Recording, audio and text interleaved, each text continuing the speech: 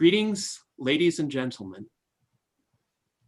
Greetings, ladies and gentlemen, and welcome to the United States Transhumanist Party Virtual Enlightenment Salon of September 20th, 2020. Today, we are pleased to have as our special guest, Dr. José Luis Cordeiro, the United States Transhumanist Party Foreign Ambassador in Spain, and furthermore, the United States Transhumanist Party Technology Advisor. Now, before we go into the substance of our conversation, I would like to introduce all of us US Transhumanist Party officers and candidates. First, we have myself, Gennady Stolyarov II, the chairman of the US Transhumanist Party. We have our secretary, Pavel Ilin. We have our director of applied innovation, David Shoemaker. We have our director of sentient rights advocacy, Tom Ross. We have our director of visual art, Art Ramon Garcia. We have our director of community resilience, Alexandria Black. And of course, we have our 2020 US presidential ticket, our presidential candidate, Charlie Kam, our vice presidential candidate, Liz Parrish. We are honored to have this esteemed panel with us today. So Dr. José Cordeiro is a man of many talents, and to enumerate all of these talents and achievements would take the entirety of this virtual enlightenment salon and then some. So today we're going to focus on a few subject areas of recent activity that Jose has engaged in. The first one is his notable run for the European Union Parliament in 2019 in Spain on behalf of a movement called Miel. So Jose has prepared a video for us, a brief video from his campaign that illustrates some of the key objectives and messaging of that campaign. And if I could ask that that video be streamed now, we will get a good introduction to how he reached out to the people of the European Union. Most political discourse is about details such as corporation tax rates, subsidies for farming, interminable trade negotiations, and who wrote what in which newspaper. But what if politicians are missing the things that really matter? Economist Robert Solow won the Nobel Prize in Economics for showing that 90% of economic growth comes from technology. Yet the EU's investment in artificial intelligence amounts to less than 1% of agricultural subsidies. What politics needs is people who understand how technology, like artificial intelligence, will develop. José Cordeiro is a technologist with degrees from MIT and a PhD in engineering, who has written best-selling books on how we can use technology as the ultimate force for good in society. Support José as member of the European Parliament this May. He will focus on how we can work together to build a better future for all of us by investing in technology like artificial intelligence, genetics research, and nanotechnology.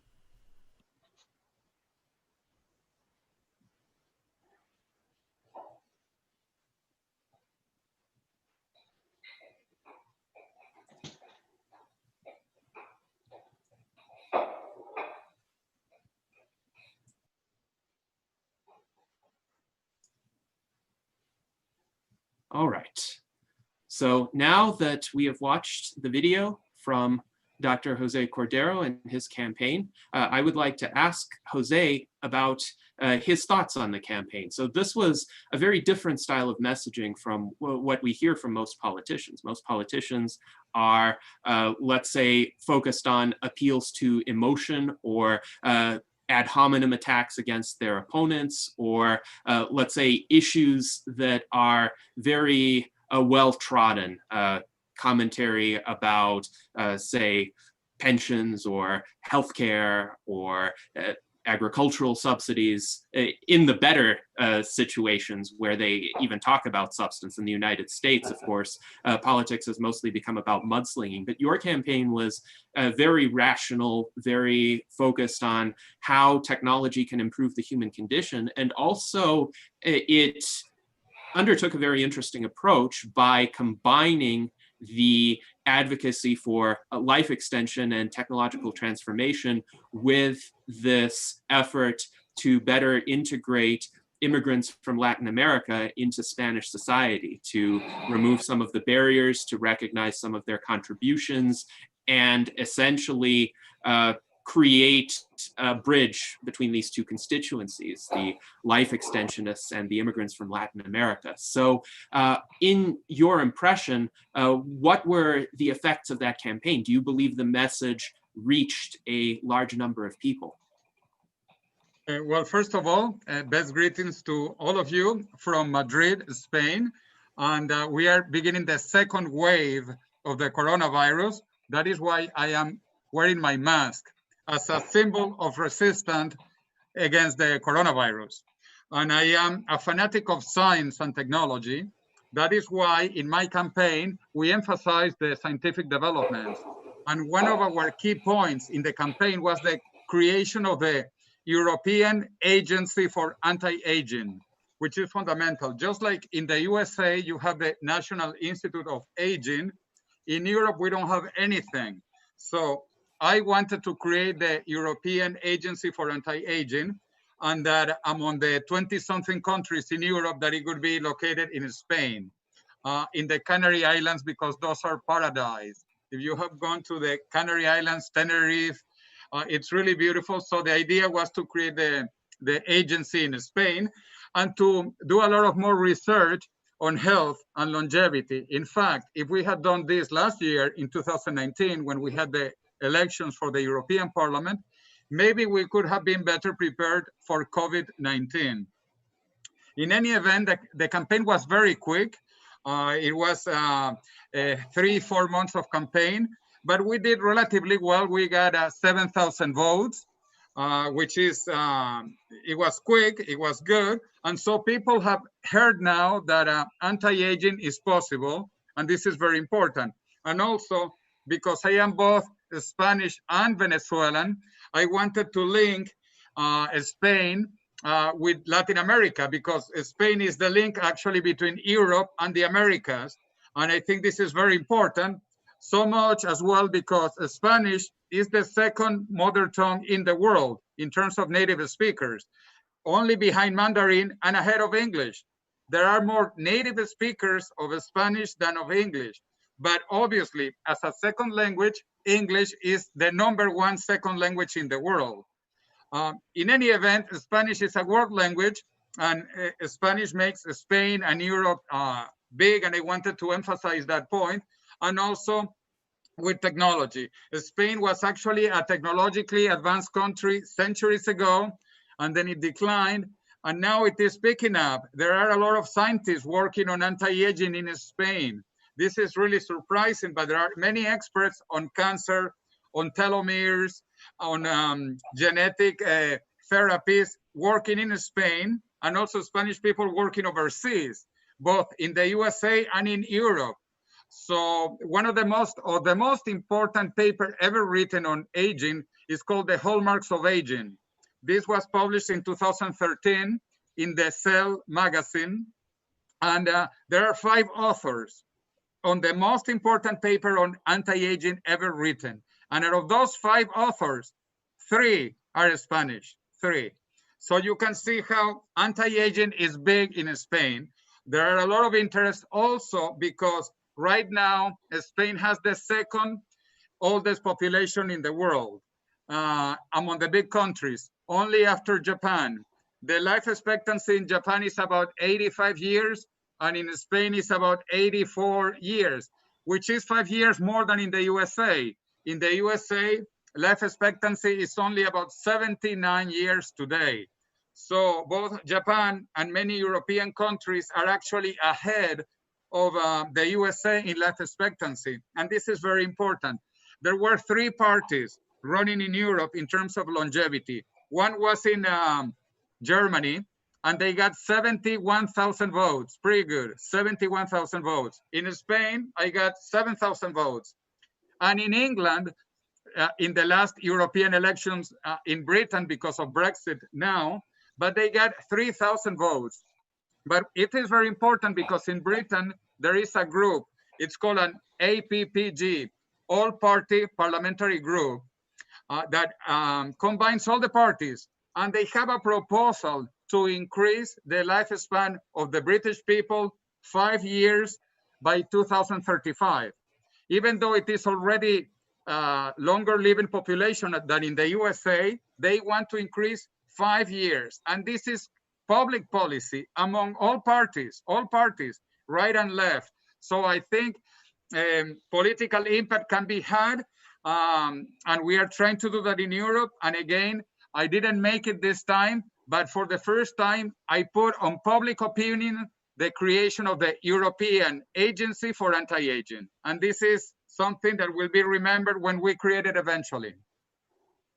Yes, thank you, Jose. And these are all quite promising developments. In various prior interviews, you remarked that Spain is the land of plus ultra, going beyond, and it has a highly educated population, a long-lived population by the standards of our time.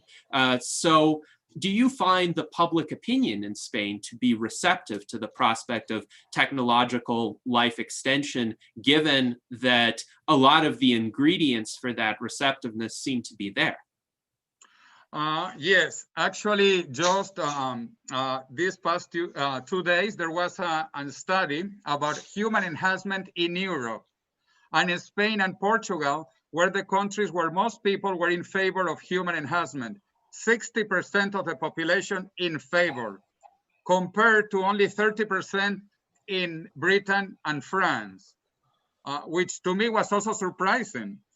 So in Spain and Portugal, we want to enhance ourselves, improve our bodies twice as much as the Brits or the French. This was a major public policy study finished in the European Union. Excellent. So hopefully these more favorable attitudes in Spain toward human augmentation can also spread through the rest of the European Union because of the common parliamentary system. And I hope that other politicians as well pick up the banner that Jose carried in 2019 and continue building these bridges, not just with the Latin American immigrant community, but with other constituencies who could be receptive, who could be our natural allies. So now let us go to the US Transhumanist Party panel. Does anyone have any questions for Jose regarding his campaign? Yeah, I'll start. Hi, Jose. And once again, thank you for that campaign run. That was actually quite inspiring. I'm just curious what big lessons learned that you took away from that, working with a political party or organizing or advertising. Anything you want to share with us? Yeah, and I think actually I learned that politics is hard. And for someone who has no political experience, even harder. But the campaign was very interesting, and we positioned several things that I also want to share with the transhumanists in the USA. Like our slogan was, we are not from the left and we are not from the right, we are from the future. And this is important because we need to separate ourselves from the traditional left-right wing division. We are up-wingers, we are futurists. We believe in a different society with much more possibilities for everybody, regardless of you being right or left in this current situation. So this is something I learned and that people like. People obviously are disgusted with left and right.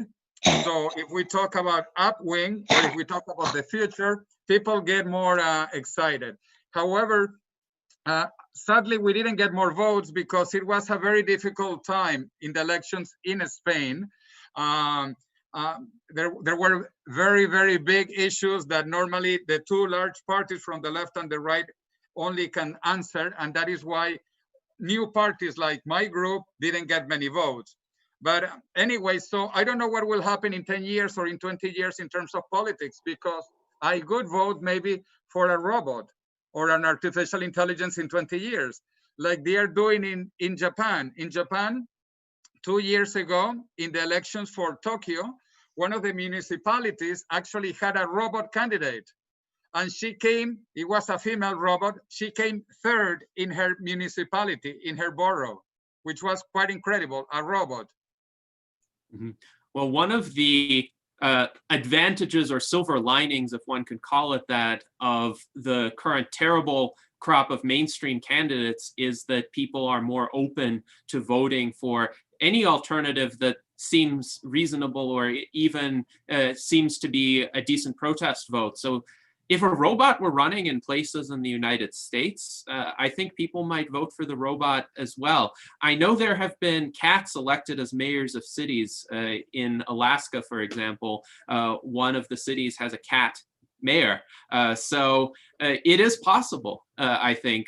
And it is something to think about in future elections where the eligibility criteria might not require like being a natural born citizen to have an artificial intelligence or a robot running for office. But I really think what's most important is to have this openness cultivated among the population for different points of view that can actually offer solutions to the current predicament. And I am completely in agreement with you, Jose, that we need to position ourselves as upwingers, not left, not right, not taking sides in the current political trench warfare, which has been quite ugly and is becoming uglier, but rather looking toward the future, looking toward how do we create an era that is beyond all of these acrimonious types of events and sentiments. So thank you very much for your advice there. Any more questions for Jose regarding his campaign? Yeah, Jose, you mentioned that in many European countries, transhumanists and immortalists are running for different offices. Can you tell us how do you coordinate with each other and how it's happened, how you try to help each other to win elections, or at least not win, at least get a visible results? Yes, Pavel. Very good question, because indeed we have transhumanist and immortalist groups all over Europe. Some are stronger, some are weaker, some are more active, some not so much, but we have in many countries, in France, in Belgium, in Britain, in Spain, in Italy, in Poland, in the Czech Republic, Slovenia, basically all over. And we know each other because we organize usually one congress, one transhumanist congress every year in Europe. So we know each other. Also, there are many longevity conferences now.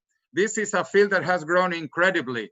Like 5 years ago, there was one longevity conference, the one organized by Aubrey de Grey. This year, there have been already 10 conferences, 10. It's amazing, absolutely amazing, from 1 to 10 conferences. And many of the transhumanists are also longevities, immortalists, if you prefer. And so we know each other. And so we also work together towards that. In some places, there are different parties. The Longevity Party is not the same as the Transhumanist Party. Sometimes they are combined, like I believe you did in the USA just recently. Yes, we did.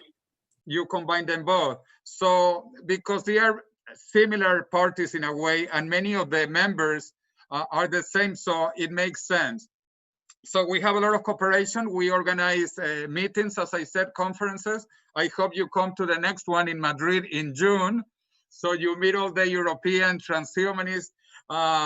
Charlie Cam actually has been here before, so he knows many of the transhumanist people in Spain and some other European countries.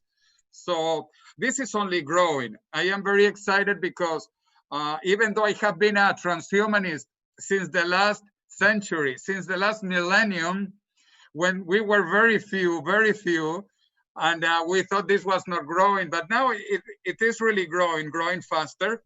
But obviously, we are older. You know, last millennium, I was much younger, so I was even more active. Now, you know, I try to be even as active as I was before, but it is difficult. Also, more responsibilities, more activities. But anyway, this keeps on moving and more people are joining, because eventually I think that logically, when people understand the ideas, we are all transhumanists. All of us are transhumanists. We believe in improving our lives, longer lives, healthier lives, better lives, happier lives. So down to the bottom, we are all transhumanists. Yes, indeed. And I definitely hope that sometime, perhaps in June of next year, I will be able to visit you in Madrid, perhaps sit outside in a scene similar to the one here on my screen. This is the Metropolis building in Madrid, but we can only simulate that at present. It's interesting too, because this proliferation of longevity conferences has occurred during a global pandemic when physical travel has become so limited and so difficult. And I know, Jose, you used to travel all over the world pretty much continuously. And now the pandemic requires most people to remain in their current geographical locations, and yet these conferences have flourished. How would you characterize the impact of the pandemic on longevity advocacy, on our ability to get the message out, connect with one another, hold these kinds of events? It seems that there are two sides to these impacts. Yes, and first of all, let me thank you for having the Metropolis building behind you. I live 2 blocks away from there. I live between that building and the City Hall, which is in my back. This is the City Hall of Madrid, the Cibeles Palace, the Palace of Cibeles. And we are going to have the conference near here, about 2 blocks away from here, in the most beautiful place in the center of Madrid. So I hope that you can come in June 2021. But coming back to COVID, now that we are in the middle of this pandemic, most people try to compare it with the Spanish flu of a century ago, which, by the way, was not Spanish. It began in the USA. The Spanish flu began in the USA, but it was called a Spanish flu because Spain was not in World War I, and therefore journalists could actually say what was happening, and this was news. The pandemic was a big issue in Spain. There was pandemic all over Europe, in war, and in the USA, but it was a secret. It was a secret. The military could not say there was a pandemic in the US Army. In any event, the Spanish flu, which was not Spanish, happened 100 years ago, and there were about between 50 and 100 million people who died. These are incredible numbers. 100 million people, possibly, of a population of only 2 billion people. So we're talking about a lot of people dying compared to today. 100 people out of 2 billion people, that is a lot of people dying. So this pandemic actually is a little pandemic. It's a really little pandemic. Also, if we compare it to the bubonic plague, to the black pest, to the black plagues of the Middle Ages, where even 1/4 of the population of Europe died, 1/4 of the population. This is incredible. Now, only, this is a tragedy, but 1 million people have died, and probably it will go up to 2 million people. We don't know. But again, this is very little compared to the big pandemics in the past. And to me, this is an example that we care more about health. We care about longevity, especially because we are in the most incredible time to be alive. And as I like to say, we are between the last human mortal generation and the first human immortal generation.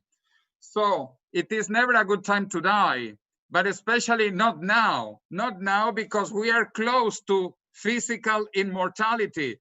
So don't die, please, don't die. We are in a wonderful time. So the pandemic is bringing up ideas about the importance of health and longevity, and that is good. Also, governments are spending trillions of dollars, and companies billions and billions of dollars. If we spend only a fraction of that into rejuvenation technologies, we would probably also solve aging, and we would have anti-aging technologies. So in a way, out of this bad news, maybe something positive will come out, particularly that people understand that there is nothing more important than life. Because if you are not alive, nothing else has value. The number one human right is the right to life. And actually, I would say right number one, number two, number three, number four is the right to life. Without life, you don't have anything else. And it is in the United Nations Declaration of Human Rights, the first right is the right to life. And the right to life of everybody, not only children, also older people, everybody, because everybody in good health could want to live. Yes, indeed. And we do hope that as many of us as possible make it to the arrival of longevity escape velocity. I think everyone who is present in this discussion, who is watching the virtual Enlightenment Salon, has a decent chance of making it if we take care of our health, if we avoid the hazards that are unfortunately still very much with us, if we don't succumb to COVID-19, and if we help to influence public opinion to support life extension research in the same way that research into COVID-19 vaccines has been accelerated in recent months. And I think your recent book, here it is, La Muerte de la Muerte, is an attempt at such advocacy. So, Jose, I understand you have a presentation regarding your book and the efforts that you have undertaken to promote its message, to spread it throughout the world, to publish it in countries that still have a relative scarcity of literature on super longevity and life extension. So I would invite you now to present and inform us regarding the efforts and their results thus far. Yes, wonderful. So indeed, I would like to talk about my book, The Death of Death, that I co-wrote with a British friend, David Wood, who is also the head of the London Futurist and one of the directors of the British Transhumanist Party. So the book came out 2 years in Spanish, and it has been a major bestseller. And last year in Portuguese. And this year it comes out in 3 more languages, and I am very proud. It's coming out in the #1 language in the world, in Chinese, and it is coming out in French and in Russian. So this is in the next few months, and then next year I'm working on Arabic, Italian, Japanese, German, and finally English as well. So the book is doing very well in major languages in major countries. Let me remind you, I was actually born in Venezuela, which means Piccola Venezia. My family is from Spain, but they left Spain when Spain was poor and a dictatorship. And then they came to Venezuela that was rich, wealthy, and a democracy with beautiful people, fantastic nature. But now Venezuela is a disaster. And so I moved back to Spain. I want to emphasize this because at a time when Spain was a dictatorship and poor, Venezuela was rich and democracy, and it changed. In my age, it changed. So it is very easy to change a country for the better and for the worse. So public policy is very important. That is why I take care of public policy, and I ran for office last year for the European Parliament. The mantra of Spain, the logo, the motto of Spain before the discovery or the encounter between Europe and the Americas was non plus ultra, nothing far beyond, because Spain was supposed to be the end of the Mediterranean Sea and the Atlantic Ocean. So the motto of Spain was nothing far beyond. Spain was the end of the world. But with 1492, America came into view, and the motto of Spain changed to plus ultra, far beyond. My idea, because I live in Spain now, is to change it to vita plus ultra. Long, long life forever. Vita plus ultra. Life far beyond into the future. That is why I created this political party for the European Union, where I got 7,000 votes in a very quick campaign, which is a fantastic achievement, I think. But there are other parties, as I mentioned. In Germany, they got 71,000 votes. And even in the USA, I remember the campaign of Sultan Islam with his coffin traveling around the USA. That was very impactful. So the Immortality buzz. We need to do things like this to bring public perception into our cause. You can see that COVID is killing mostly old people because all ages are related. I mean, all diseases are related somehow to aging, and COVID is a classic example. But again, COVID is relatively small compared to other pandemics, as I mentioned, the Black Death, smallpox, the Spanish flu, etc., etc. However, the US government has spent $2 trillion on COVID, and companies are spending billions and billions of dollars on COVID. So imagine if we are putting so much money on a little pandemic in historic terms, and nothing compared to aging, because aging is the mother of all diseases. As we can see, aging is the #1 risk factor, #1 risk factor of everything bad: influenza, cancer, heart disease, Alzheimer. So aging is really the problem. If we can cure cancer, all cancers, we might add 3 years to life. If we cure heart diseases, we might add 4 more years to life. And if we cure both cancer and heart disease, we might add 7 years. But that's not much. But if we slow aging, we will add decades and decades to healthy lifespan. And we need to transform our sick care system of very small diseases into a healthcare system where everything is related to aging, because aging is the mother of all diseases. The problem really is aging. So 3 years ago, my co-author, David Good, and myself, we decided to write a book about how technology will change aging and will change longevity. As I mentioned, our book with David has been a bestseller in Spanish, in Portuguese, and soon coming in Chinese, Russian, and French in the next few months. You can see it was #1 and #5 top-selling book in Spain at the same time. #1 in paper and #5 in Kindle. In Portuguese, it was #1.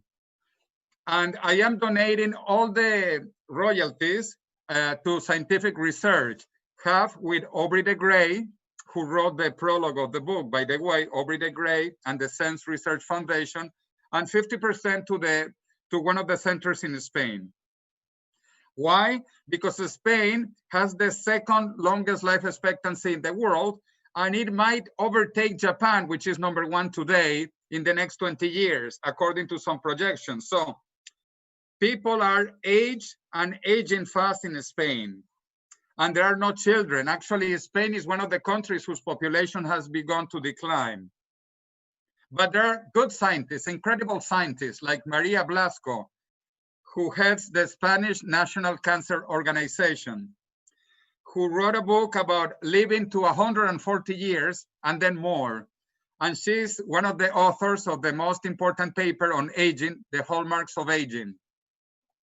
Another scientist from Spain who works at Salk Institute in La Jolla, California, Juan Carlos Ispizua Belmonte, he has been able to rejuvenate mice with genetic reprogramming 40%.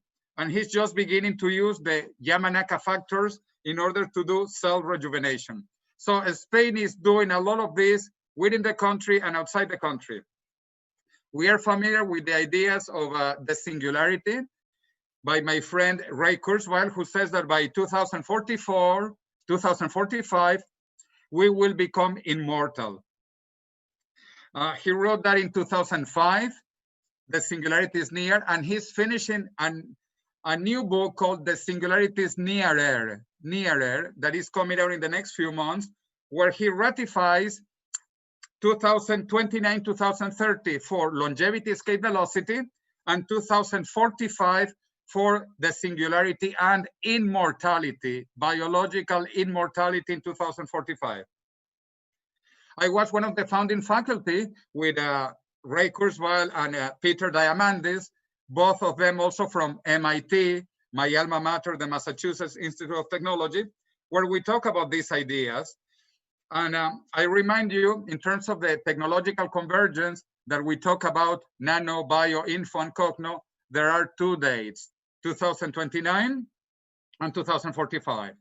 2029 for longevity escape velocity in the hardware side, and in the software side for the Alan Turing test. We will be able to pass the Alan Turing test by 2029, and you will not know if you are talking to a human or if you are talking to a machine in 2029.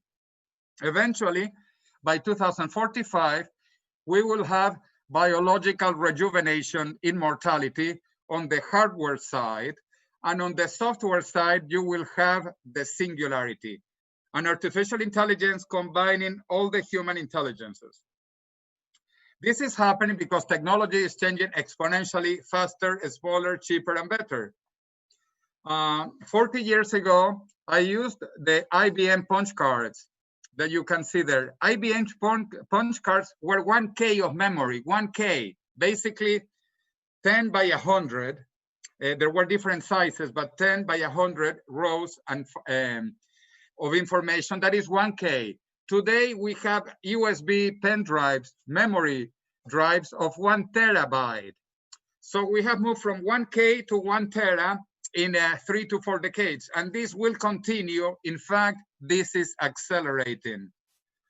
We see this in biology now with the Human Genome Project that began in 1990, and it finished in 2003, 13 years, and it took over $1 billion, 13 years, billions of dollars to sequence the first human genome. Today, in 2020, you can do it for a few $100, $300 at most, the full genome in a few hours.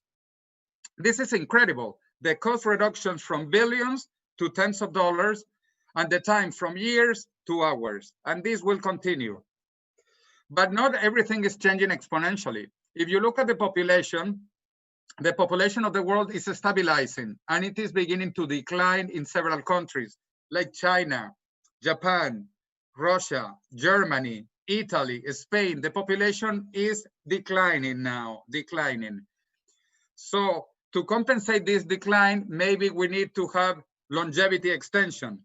But also something else is increasing exponentially, which is economic power, GDP, the gross domestic product, which used to be about $1,000 per person per year in the year 1800, is growing exponentially. Look at that scale. This is an exponential growth. And today, we are in many countries over $10,000 per person per year and reaching $100,000 per person per year. And even with the COVID tragedy, this will recuperate in a couple of years, and it will continue increasing exponentially because we are moving from an economy of scarcity into an economy of abundance. We produce more with less, every time more with less. And this began with the Industrial Revolution in the 18th century. The first country that doubled its income per capita was the United Kingdom.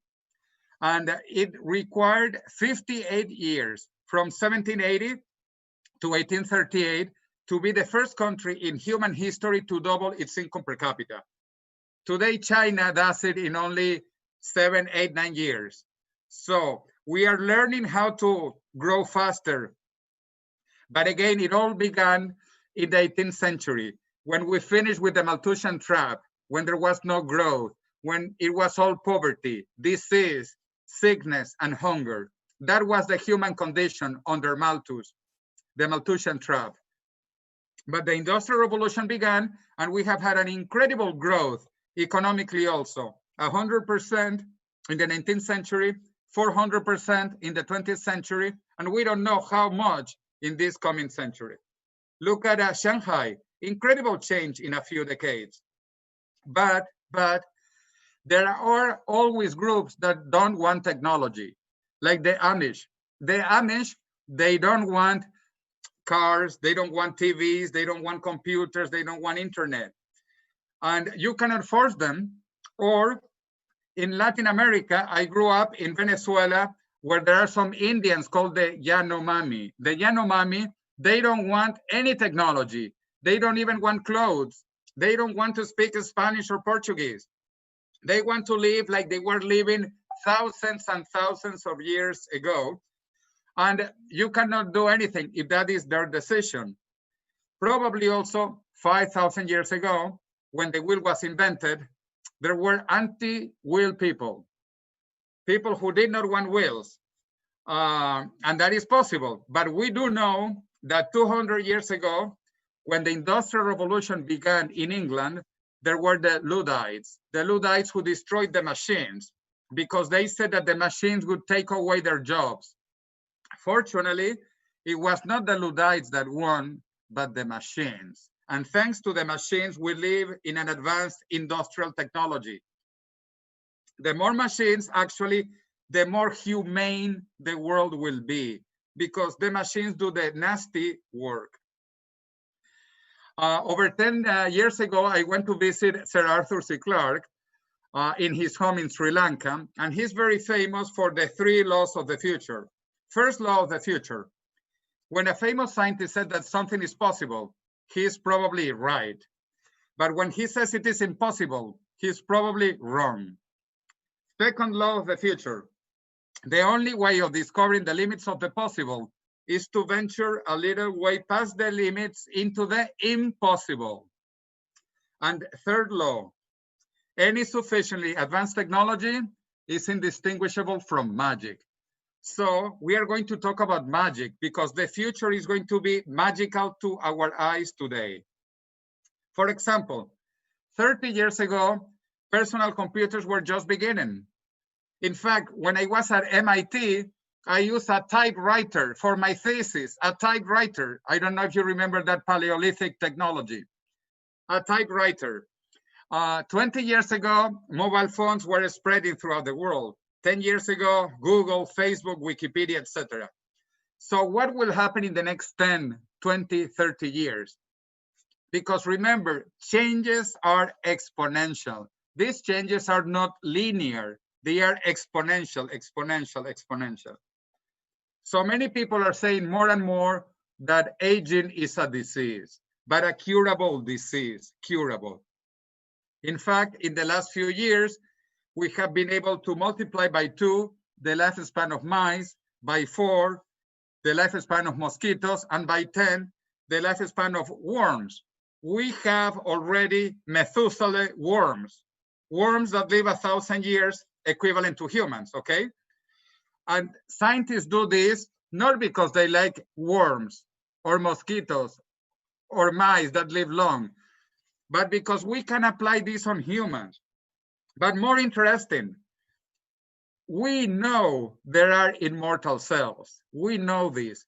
In fact, it was discovered in 1951 when the patient Henrietta Lacks died in Baltimore. 1951.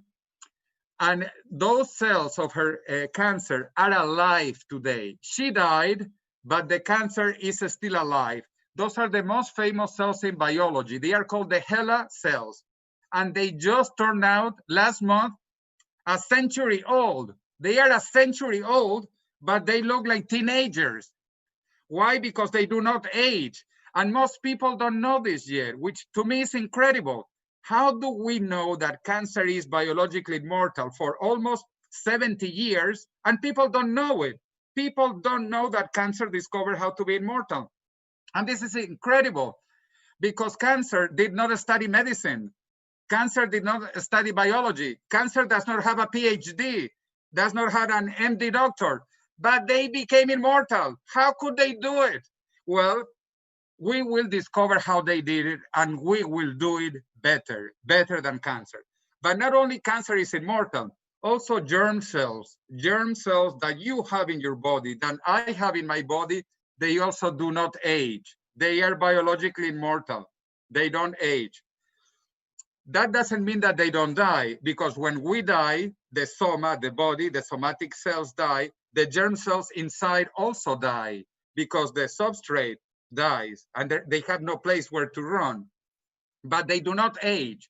So germ cells also do not age. We know immortality is possible because it already exists.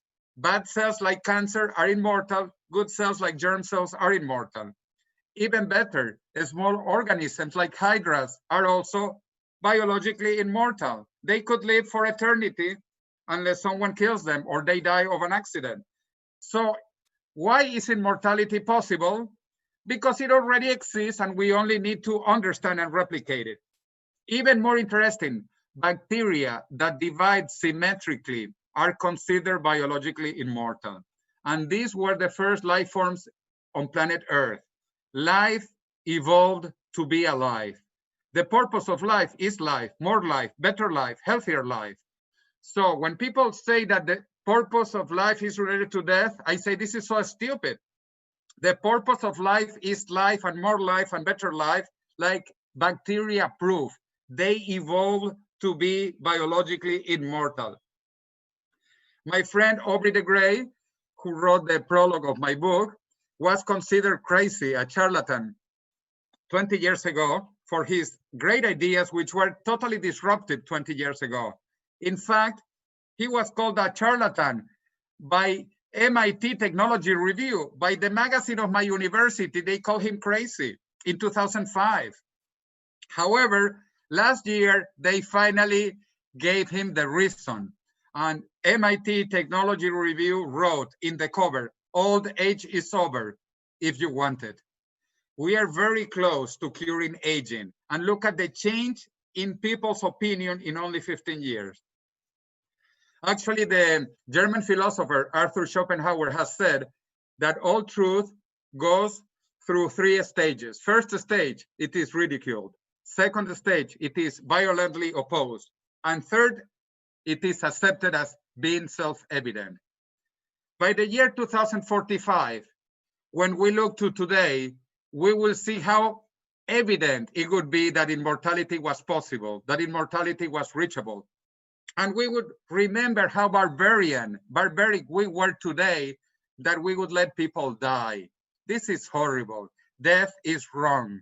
We should never let people die anywhere. My friend, Ray Kurzweil, he wrote in his fantastic book, Fantastic Voyage, Live Long Enough to Live Forever. He talks about 3 bridges to immortality, 3 bridges. Bridge number 1, the 2010s, which is do what your mother told you. Eat well, sleep well, do exercise, etc., etc. That's bridge 1, 2010s. That takes us into bridge 2, which is biotechnology. That is just beginning, the first biotech treatments. And that will take us into bridge 3 in the 2030s, which will have nanotechnology treatments. And finally, by the 2040s, we will reach immortality. So live long enough to live forever. And as Ray Kurzweil says, in 10 years, between 2029 and 2030, we will reach the Methuselarity, the longevity escape velocity. So we need to be alive at least for 10 years to reach longevity escape velocity. We will still age, but we will win 1 year every year we survive until 2045, when we have rejuvenation technologies. So Ray Kurzweil talks about the technological singularity, Aubrey de Grey, the Methuselarity, and I talk about the energularity, the energy singularity, which is another idea about renewable energy in the future. Many companies like Google say that we can cure aging. You can see Google says that they can solve death. Death is a technical problem and death will have a technical solution. But if you don't like Google, maybe Microsoft, because Microsoft says that now that we can sequence the genome, we will sequence the mutations that create cancer, sequence the mutations that create cancer, and then we can revert cancer, we can stop cancer, we can kill cancer. Or Mark Zuckerberg and his wife Priscilla Chan, who have announced that they will donate 99% of their fortune to cure all diseases, and that includes aging in one generation. There is a growing ecosystem, first of billions and now of trillions of dollars growing around longevity industries. And the Nobel Prize in Medicine in 2012 was to a Japanese scientist called Shinya Yamanaka, who got the prize for rejuvenating a cell. He discovered that changing 4 genes, only 4 genes out of thousands and thousands of genes, he discovered that 4 genes control the age of the cell. And so he changed those genes and made an old cell young again. This is called epigenetics, which is beyond genetics. Epigenetics is the control of different genes. You can activate or deactivate some genes, and you can make one cell older or younger. This is possible. This was the subject of a Nobel Prize. This is the work that he has been doing with the Yamanaka factors and induced pluripotent stem cells. But there are other anti-aging technologies. Also, the epigenetic clock has been discovered in the last 10 years. This did not exist before. Now we can measure the biological age of the body with the epigenetic clock, and we can see if some treatments actually reverse aging, as it has been shown with different treatments now. We can reverse the epigenetic aging in mice and other animals with some treatment. And now we have CRISPR, an incredible technology that, by the way, was discovered by a Spanish scientist 20 years ago. And CRISPR will allow us to change the genes, activate, deactivate, eliminate, increase, to change the body genetically. This is like Lego, a Lego game, Lego, changing pieces of the DNA. And also we have young blood. This is also very interesting. Even though it was discovered a long time ago, scientists are now finding which are the components in young blood that controls the age of the cell. So this is really a promising new discovery, because blood goes through the whole body. So blood must have something that controls the aging. And this is also finally been coming out scientifically. And we have the first senolytics treatment, which is eliminated senescent cells. This did not exist 10 years ago either. So all these things are new, and they are moving very fast. That is why, you know, you should all participate in RAD, the Revolution Against Aging and Death, which is in virtually from Las Vegas in October now, October 2 to 4, a fantastic meeting where you will see Liz Parrish and Ray Kurzweil and many other friends. So try to join because this is a revolution. Viva la revolución! Viva la revolución! And we will show for the second year the age reversal update. Which are the treatments, which are the protocols that you can do now, right now, in your body, on yourself, to stay younger, to live more. So probably you know Face Up, the Russian application to change your age. But I want to change my age, not with a software application. I want to do it being biologically younger. So I think this is possible. This we can do very soon. And I am trying to popularize these ideas in Spain. 2 years ago, I brought robot Sophia, the beautiful Sophia, to Spain. And we talked about immortality, artificial intelligence, and my book just came out, La Muerte de la Muerte. We had incredible speakers, Aubrey de Grey, Ben Goertzel, Anders Sandberg, David Pearce, etc., etc., etc. And we will have the next one in June 4 to 6, 2021 in Ateneo de Madrid, the most beautiful place in Madrid, which is turning 200 years old. It is going through a bicentennial celebration, bicentennial. And we are going to celebrate the future looking back to the last 200 years.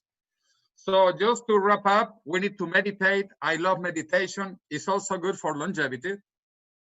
There are many types of meditation. And we have to meditate because there is always yin and yang.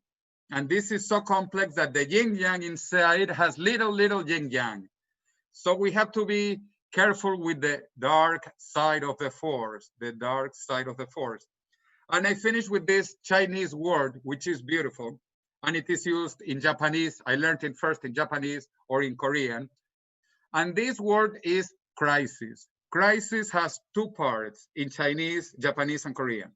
The first part is danger, problem, a danger. But the second one is opportunity. So I hope that this COVID crisis is not just the danger and the bad things. It is also the opportunity for a new world of longevity, transhumanism, immortality, and a fantastic new future. So thank you very much, and let's continue with the dialogue. Excellent. Thank you, Jose. We greatly appreciate your presentation. I think it encapsulates a lot of the key values and objectives of transhumanism. It explains quite eloquently what the prospects are for achieving super longevity as well as a technological singularity within our lifetimes. And it is an excellent resource for the public to learn what life extension advocacy is about, learn about many of the initiatives that the US Transhumanist Party wholly supports and has forwarded throughout the years. And of course, the key message of the presentation is one that I enthusiastically support: death is wrong. Death is wrong. So thank you, Jose, for always being a voice of rational techno-optimism, because that is a kind of voice that we need far more of in our contemporary society, particularly during this time of the pandemic, when a lot of people are justifiably feeling stressed, they're feeling beleaguered, they are feeling uncertain about their future. And my question for you would be, what can people do to navigate this uncertainty? What can people do to essentially get themselves through the difficult times from here to the kind of future that you describe, and to make that transition happen as rapidly as possible? Okay, well, I think according to Ray Kurzweil, 3 bridges to immortality, we are in the transition between the first bridge and the second bridge. The first bridge is do the things that your mother told you. They impact you in every way. I mean, eat well, do exercise, sleep well, don't drink too much, etc., etc. Also meditation. Meditation is important so that you can prepare yourself for all these big changes in the future. That is why I personally meditate, and I do think it is very positive. In the meantime, we are beginning with the bridge to treatments with biotechnology, and we need to be prepared for those. Actually, I'm so pleased that Liz Parrish is with us, because she was patient zero on some of these gene therapies that are still expensive, but hopefully they will be democratized eventually. They will be massified, and everybody will have a chance to have access to those technologies. And then we will keep on moving into bridge 3. But anyway, the point is, I think we have to be optimistic. One of the things that Sir Arthur C. Clarke told me when I visited him in Sri Lanka, Colombo, he lived in Sri Lanka, and I went there all the way to interview him. He told me that we have to be optimistic about the future, because most of the things that we believe, they become self-fulfilling prophecies.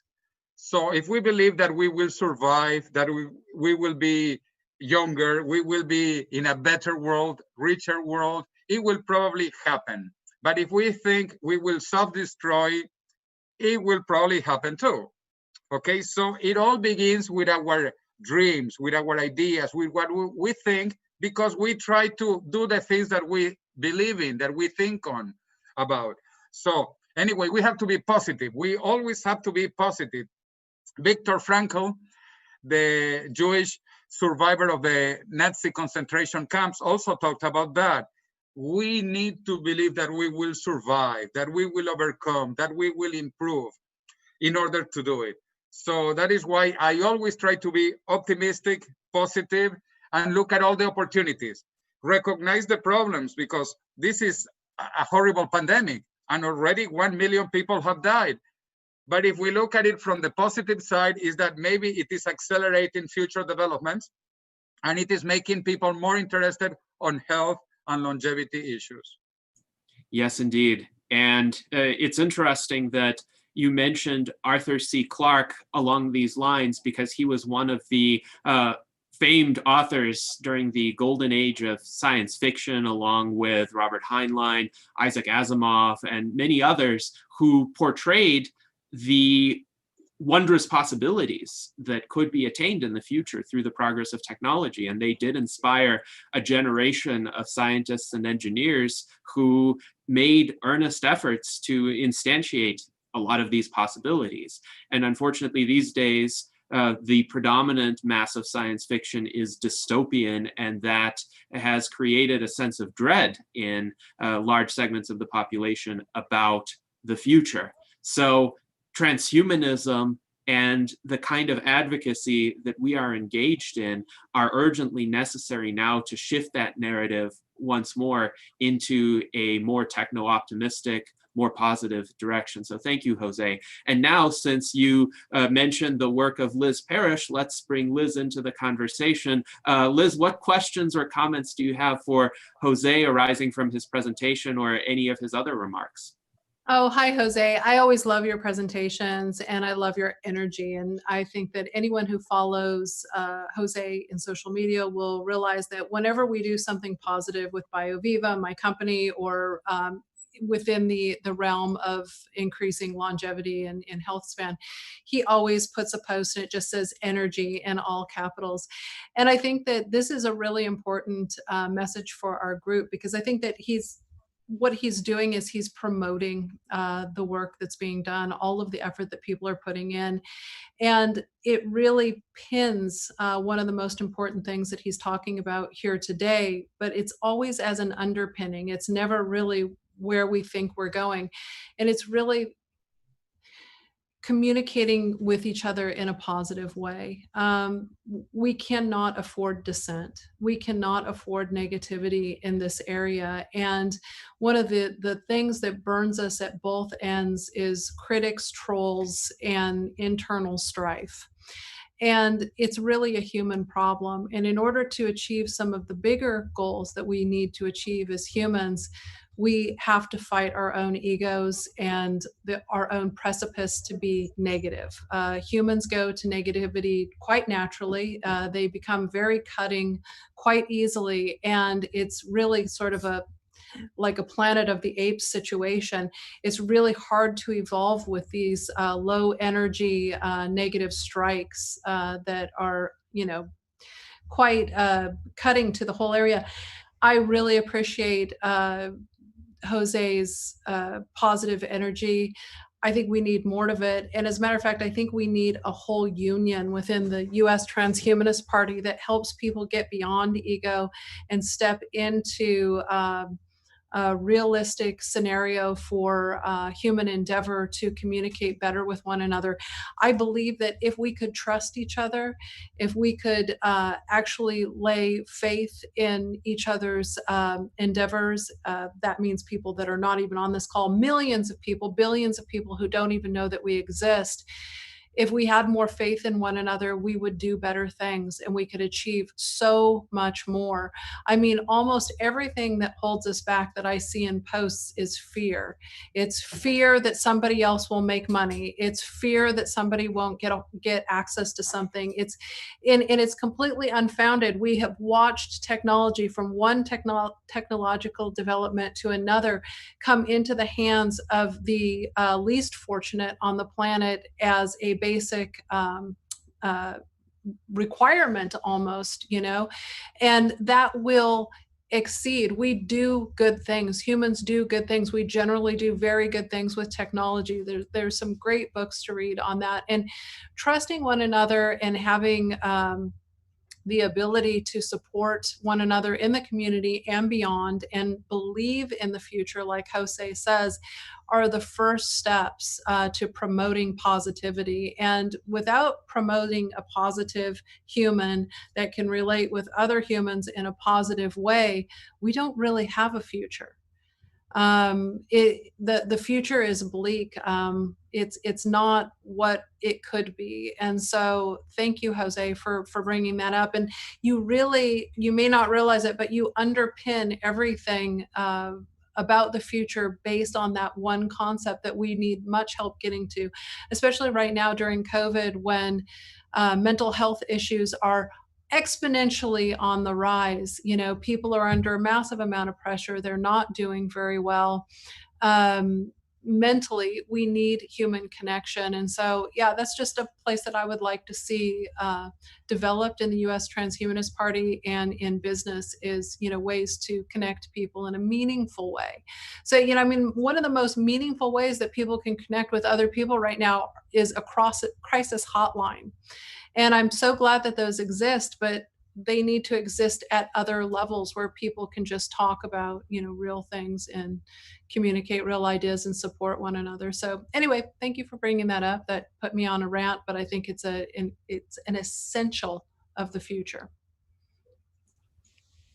Yes, absolutely. Thank you, Liz, for these remarks. I think they're extremely important during this time, creating unity, creating mutual support, systems of mutual support within our community will also help us be more effective externally with regard to our advocacy. Jose, do you have anything to add on these points? Well, I'm so glad that Liz accepted to be the vice presidential candidate with Charlie Camp, because they are two wonderful people, very positive people, and people who can take these ideas to the public in the USA and also beyond. So since we heard Liz, I would like to hear also Charlie, because Charlie has also come to Madrid. He knows that we are very active here on the transhumanist ideas. And I would vote for you, Charlie, if I could vote in the USA. Viva la revolución! Viva! So good to see you, Jose. I would like to see you in person. Full disclosure, Jose and I are brothers from a different robot. So just so everybody knows that. Yeah, as a matter of fact, I was in Madrid a couple of times for Jose's conference. You not only for the Transvision 2018, but also the Cryonics conference that you held. So it's just a great place to have those conferences. The people there are really advanced. You know, there's such a huge community of people that are really in the know about what's coming in the future. I was amazed and pleased to see that, and I had a great time there. And I've known Jose for at least 15 years when I went to your conference in Venezuela, in Caracas, Venezuela, which is another amazing conference. It kind of was what inspired me to hold my conference in Chicago 2 years later with Ray Kurzweil and Shatner and all that. So, and of course you as a great speaker, you're always an inspiration. Whenever I hear you, I just think it's, you know, Ray Kurzweil talking, or me, or anybody that, you know, we all have that kind of same belief system about the singularity. I had a question then for you regarding that. I know our mutual friend, Ben Goertzel, had written a book called We Could Get to the Singularity in 10 Years If We Really, Really Try. And the idea obviously was that more resources put towards the ideas of the singularity could move it forward. And about a year or so, about last year, the Singularity Summit was being held in South Africa. And one of the speakers out there came out and says, oh, the singularity should be happening by 2035. And my question to you, what do you think about, you know, with the advent of quantum computing, whether or not there will be, you know, an exponential growth of the exponential growth of the singularity? Maybe it'll be happening sooner than 2045. Maybe it could happen even, you know, 2035 or something like that. What's your opinion on that? Well, I would love that to happen, also to be true, because the closer we are to the singularity, the closer we are to immortality. In fact, our friend Ray Kurzweil, you know, he says that AI is fundamental to immortality because the human genome is so complicated. we have thousands and thousands of genes. It really is impossible for a human to analyze, so we need artificial intelligence. But Ray Kurzweil, he says that in his projections, he actually incorporates all of these, like the current crisis today, but that the trend basically continues to 2045. Nonetheless, I do think, like you, that we can accelerate this process. That is why I am pushing for this in politics in Spain. That is why I wrote my book with David Good, and soon, in 5 languages, and next year in 10 languages. I mean, we need to move the movement forward. We need to push this idea, because it would be horrible to be part of the last mortal generation. That would be horrible. I would feel really bad. Well, I wouldn't feel anything after being dead, but I don't think we should die, because we are so close.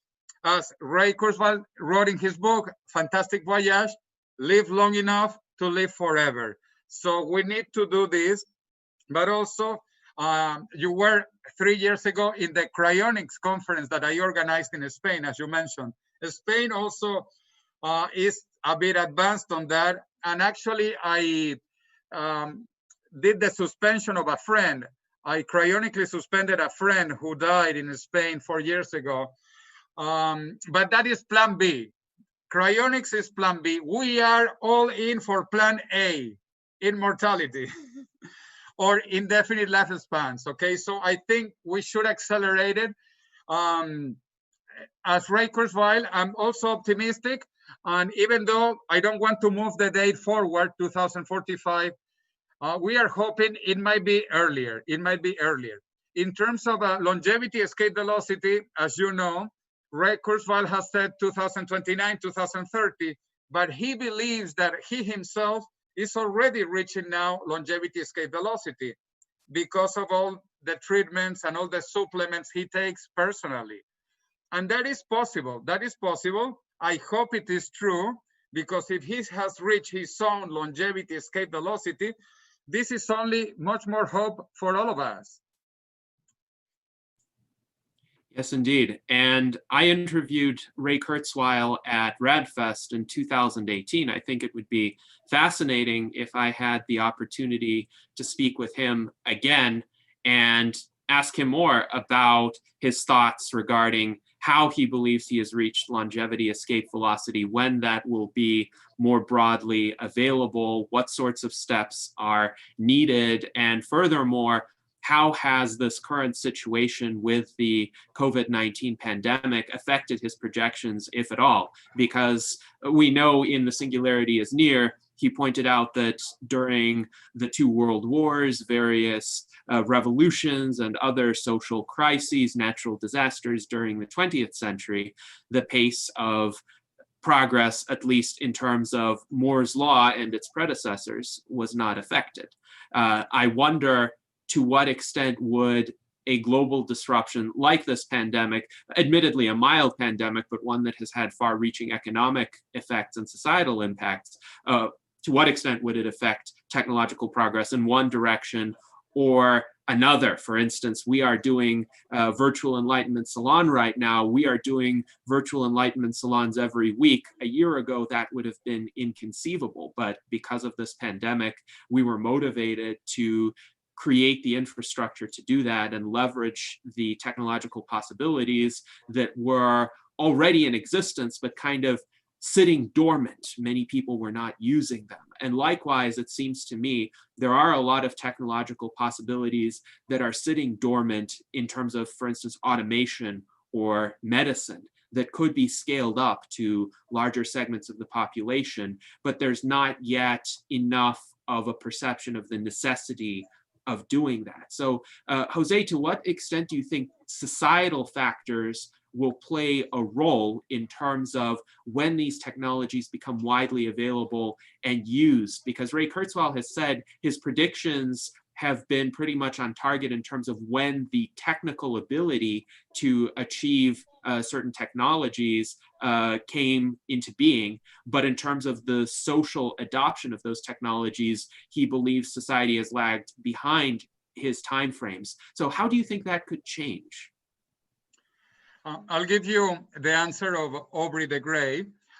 He says that we just need one example, one irrefutable example of a mouse rejuvenation, for example, or of another animal that can be shown publicly everywhere, replicated, that will change everything. It's like reaching a tilt point, because imagine once people know that this is really possible, the question is no longer if it is possible, but when it will be possible for us.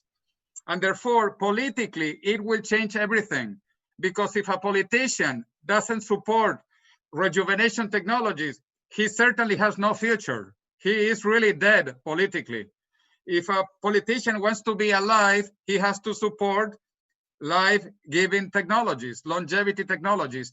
And the tilting point is very close, because we are already beginning to do this with animals, and we can show through the epigenetic clocks, which did not exist 10 years ago. This is also important. There were no epigenetic clocks 10 years ago, so we could not verify it without having to wait until the animal dies, because that's horrible, especially if it is us dying, that we have to wait for people to die to see if you really live longer. Horrible, horrible.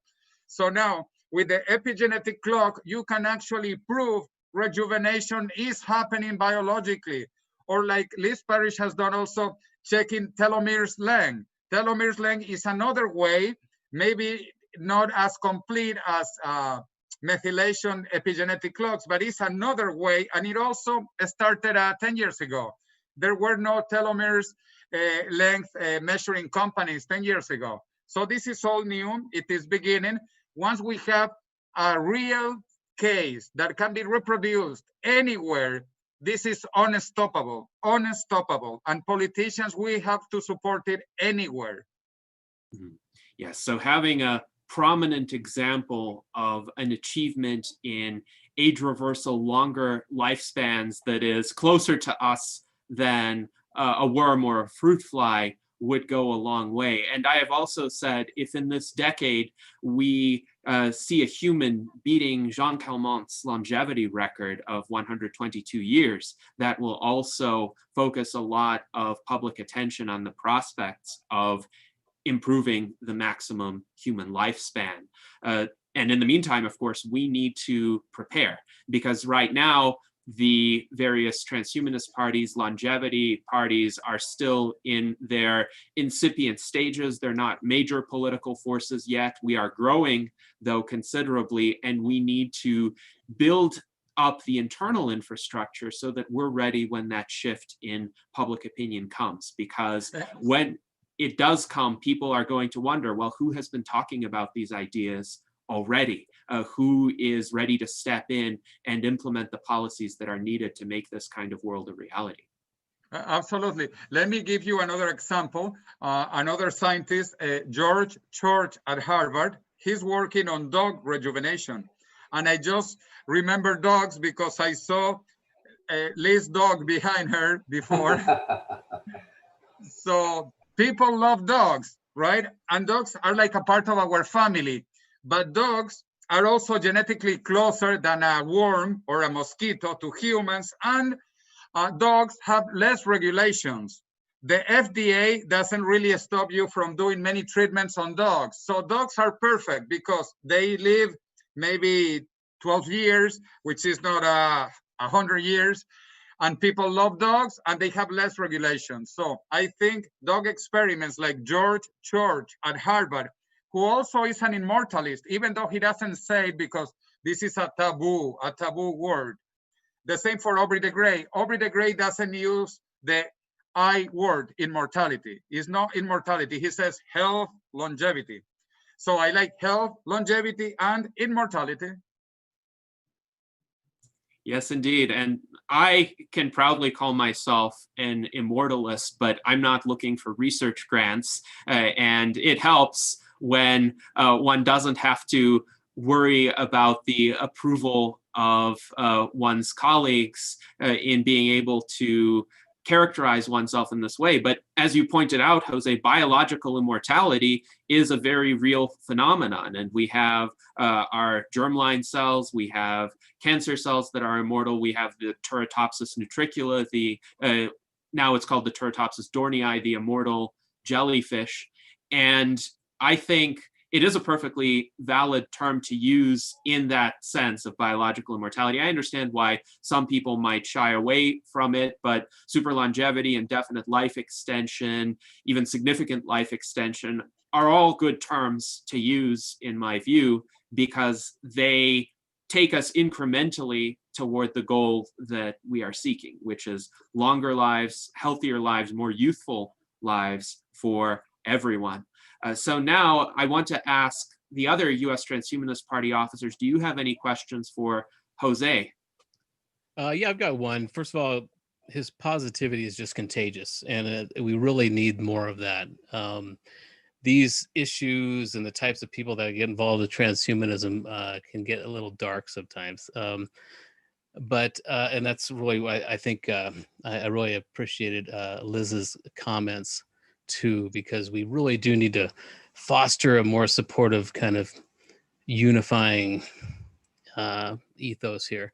But my question was really going back to your campaign. I'm sure you met with many people who were not familiar with the longevity movement or transhumanism in general. And I'm wondered, how do you define, now longevity is a little easier to define, obviously, but how would you define transhumanism to somebody who's never heard the term? Good question, huh? Good question. I normally define transhumanism as humanism plus science and technology, because people normally like humanism. And especially the philosophy of humanism is European, and there is a strong movement in Spain even now about humanism. So I say, well, you are probably humanist, so add to that science and technology, and you become transhumanist. Also, I say that, you know, is the idea of using science and technology to transcend human limitations, because we have many human limitations, and science and technology can help us overtake those limitations. And then normally I just talk about science and technology. I say I'm an engineer. I believe engineering can improve the conditions of the world. We have water systems, new energy systems, new transportation systems, new medical systems. So I emphasize a lot on science and technology, because if you look throughout history, throughout human history, it has not been really religions or economics or politics what has changed or improved human condition. It has been science and technology. That is what has improved the human condition, and also is what differentiates us from animals. We are basically animals with science and technology. Yes, indeed. And this characterization of transhumanism, both as humanism with science and technology and overcoming human limitations through science and technology, those are quite helpful, especially when one reaches out to audiences that haven't specifically encountered the term transhumanism before, which is still the majority of the population, even though the term is well known in academia and among the media, and unfortunately among certain conspiracy theorist circles who completely mischaracterize transhumanism. It's still a fairly new term to the general public, but I see it as a blank slate in terms of how people receive it initially. If they're not familiar with the term, their initial reaction isn't some sort of aversion, it's more like curiosity. What is transhumanism? And that's where the kinds of explanations that you have provided could be quite helpful. Now, do you think it would be possible within the next 10 years for transhumanism to become a very readily recognized term by the general public, not just scientists or the media or academicians? And if so, how can that broader recognition be brought about? Well, actually, yes, I think that more and more people will recognize the word transhumanism very soon, because there is also more general literature. For example, a former minister of France wrote a book called Transhumanism. And also a philosopher in Spain wrote a book called Humans version 2.0. So there are more and more books on this for the general public. Also, the Israeli historian Yuval Noah Harari, on his book Homo Deus, he is basically transhumanist, and he says that we will become immortal. We will use science and technology. So I think more and more people are learning about this. One of my future plans is to write also a book about transhumanism in Spanish for the general public, and to make it a successful book like La Muerte de la Muerte, the death of death, so that people become familiar with these ideas and that they are not afraid, because this is an important point. As Tom Ross was mentioning also, people worry or are negative or are afraid. Another way I tell people, without glasses, I am human. With my glasses, I am transhuman. Without my mask, I'm human. With my mask, I am transhuman. Yes, I think we are all transhuman to one extent or another. It's a question of whether we explicitly admit it or just remain implicit transhumanists. There's an interesting question in our internal chat from Alexandria Black, who asks, what might we do to work better with other parties, such as the Libertarian and Green parties? And I know, Jose, you've done a lot of outreach to the Libertarian community. You and I met at Freedom Fest in 2017 in Las Vegas. And of course, you are an advocate of free market economics. So what are some areas of common connection between transhumanist communities and other political communities, which will often be aligned with our goals, whether it's the libertarians, because we promote a great increase in individual choice in terms of how to utilize medicine, how to utilize technology. We would like to see a lowering of a lot of the regulatory barriers to progress, but also, as Alexandria mentioned, the Green Party, because transhumanist technology applied to environmental issues could lead to many cleaner sources of energy, cleaning up existing pollution, reducing or reversing the adverse effects of climate change. So what can we do to get our message across to these constituencies and perhaps collaborate more closely with them? Well, I watched your last virtual Salon, which was with the vice presidential candidate of the Libertarian Party. And I think that that type of exchanges is important. Also, in Spain, let me tell you the reason why I got into politics also. The leader of the right-wing party of Spain called me because he heard about transhumanism and the Singularity in Davos, in the World Economic Forum. And they told him, oh, there is one guy in Madrid talking about transhumanism and the Singularity. So he called me to talk to him about all these ideas. And he said, oh, this is fantastic. This is really great. We should apply this in our party. A few weeks later, people from the leftist party also contacted me because I have been pushing for this so much. And I'm so glad that Charlie Kahn has come to 2 of my conferences. So he knows that this has an impact. Eventually, people begin to listen to this. So the socialists, the left wing, also called me. And they said, oh, we love these ideas. We want to use these ideas. And then I thought, well, if the right people and the left people, they both want these ideas, why don't we push ourselves these ideas, but also helping them, which is important. And I don't know what will win, if helping them or we pushing forward on our own, but all are possible or are valid. Like in Britain, I mentioned, in Britain, there is an APPG, all-party parliamentary group, supporting longevity. This is also what we need. Imagine if we had the Democrats and the Republicans and the Libertarians, and obviously the transhumanists, and the Greens, and the Reds, and everybody in between, supporting longevity. This would move much faster. But again, there are many points, many things to consider. If we get to this tilting point where we have rejuvenation experiments which are irrefutable, then everybody from the greens to the reds will want longevity. So maybe that is another way. I do not know what is the best. I'm trying to push in different areas and keep on advancing science and technology because, again, my background, I am an engineer. And one thing I also like to say is that technology makes us more human and more humane. Like when I talk about the Luddites actually, they didn't want technology. They didn't want machines. They wanted to work all the time in horrible conditions instead of having the machines do the work.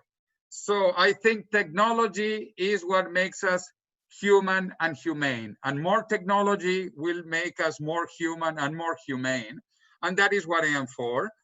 And as you said, we are not left-wingers or right-wingers. We are up-wingers. We are from the future. Yes, indeed. And it is quite encouraging that both the left-wing and the right-wing political parties in Spain, at least some of their representatives, were enthusiastic about your campaign and interested in your message, because that is an opening for the adoption of transhumanist and life extensionist ideas, even by parties that are currently in power. And even in the United States, if one reflects upon it, had Joe Biden and Donald Trump not been at one another's throats so much, they could have found some significant areas of agreement in terms of supporting medical research. For instance, Joe Biden is a strong proponent of investing more money into anti-cancer research because one of his sons died of cancer, and he has actually advocated for a kind of anti-cancer moonshot. On the other hand, Donald Trump has, to his credit, been pushing forward with the development of COVID-19 vaccines, and he has attempted to lift as many of the regulatory barriers as he could to their rapid testing and rapid rollout to the general public. And even in his inaugural address, Donald Trump actually mentioned the wonderful medical technologies that are on the horizon. So putting aside any of the negatives of those candidates and the ceaseless partisan bickering and toxicity that has developed around their campaigns, if they were solely focused on the transhumanist issues, on the issues of medical progress, even they could find a lot to sympathize with in our message. So I think that is highly promising. And Alexandria Black noted in our internal chat that she loves it when other parties borrow from our science policies. And I would say, please, whether they're libertarians or Greens or Republicans or Democrats, Donald Trump tomorrow or Joe Biden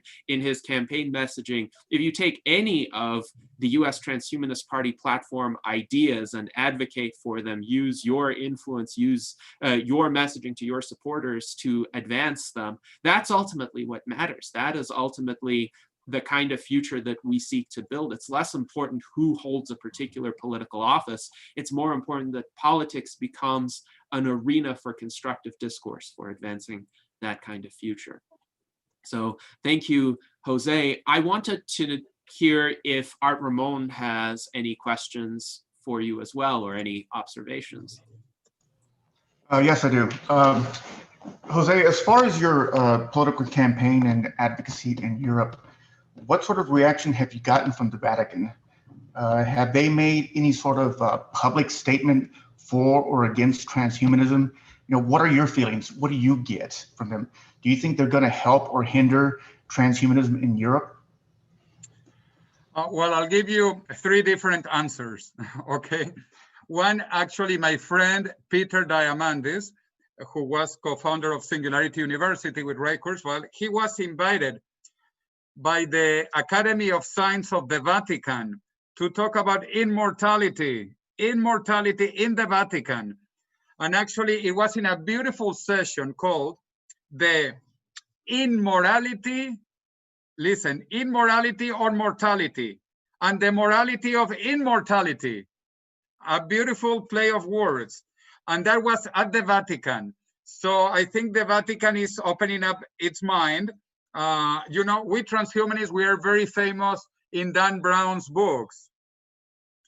You know, well, the Vatican is important, or the Opus Dei is important in the Da Vinci Code. But in the last two books, in Inferno and in Origin, it is the transhumanists who are depicted as the bad guys. Origin, I recommend Origin by Dan Brown if you haven't read, because it all happens in Spain, all in Spain. And the bad scientist is supposed to be Ray Kurzweil, who creates an artificial intelligence that has the origin of life. Really fantastic story. And so the transhumanists are the bad guys, and in Inferno as well. In fact, H+ appears in the book. In Inferno, they name Humanity Plus as the bad guys.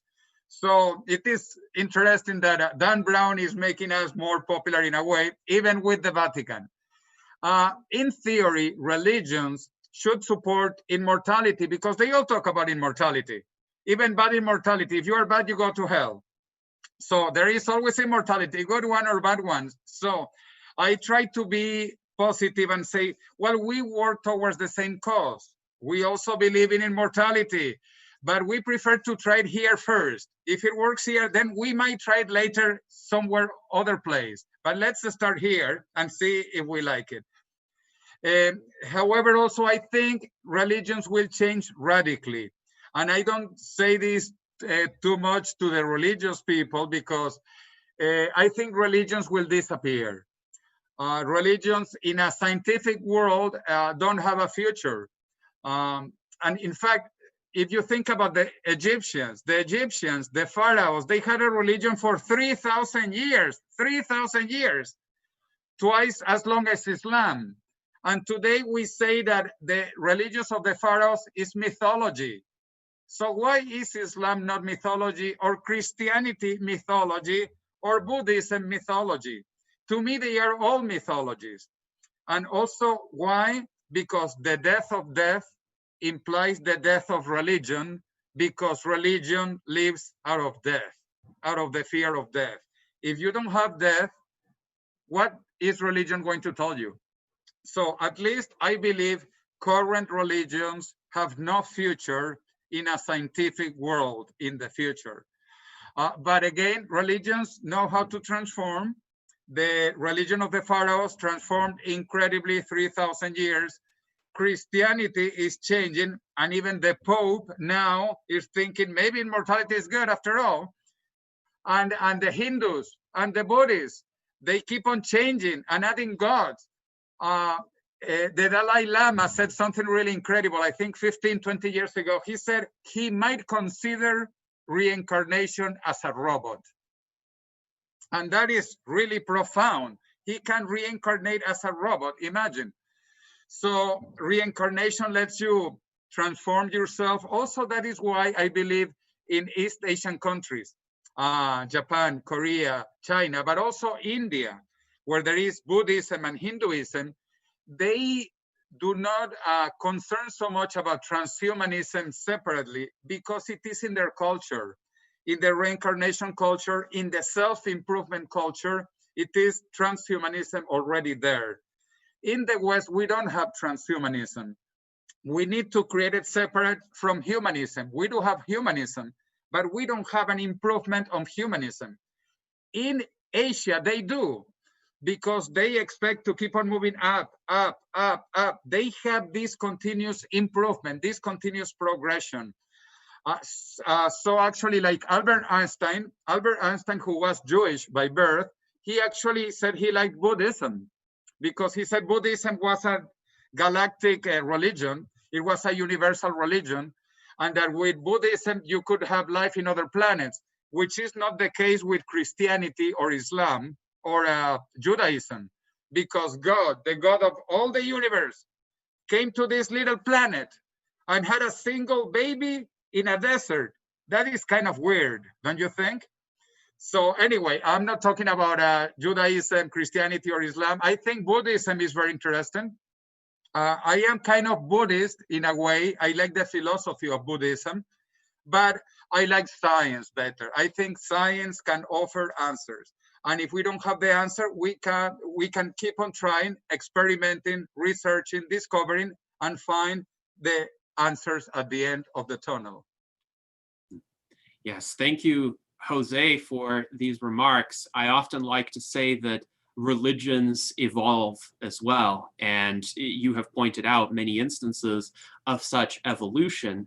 My question is, do you think that many mainstream religions will come to reinterpret their theology to advocate for radical life extension in this world as a kind of realization of the promise of immortality that was previously interpreted to pertain to some other world? For instance, in Christianity, actually, there is nothing in Christian theology that suggests that heaven is some other realm and that the eternal life that people will lead is in that other realm. That's more of a kind of Neoplatonist interpretation of Christianity that took hold in the popular consciousness. But really, the literal promise of Jesus was reincarnation in this world, in the flesh. So do you think that could actually come to be a more mainstream view held among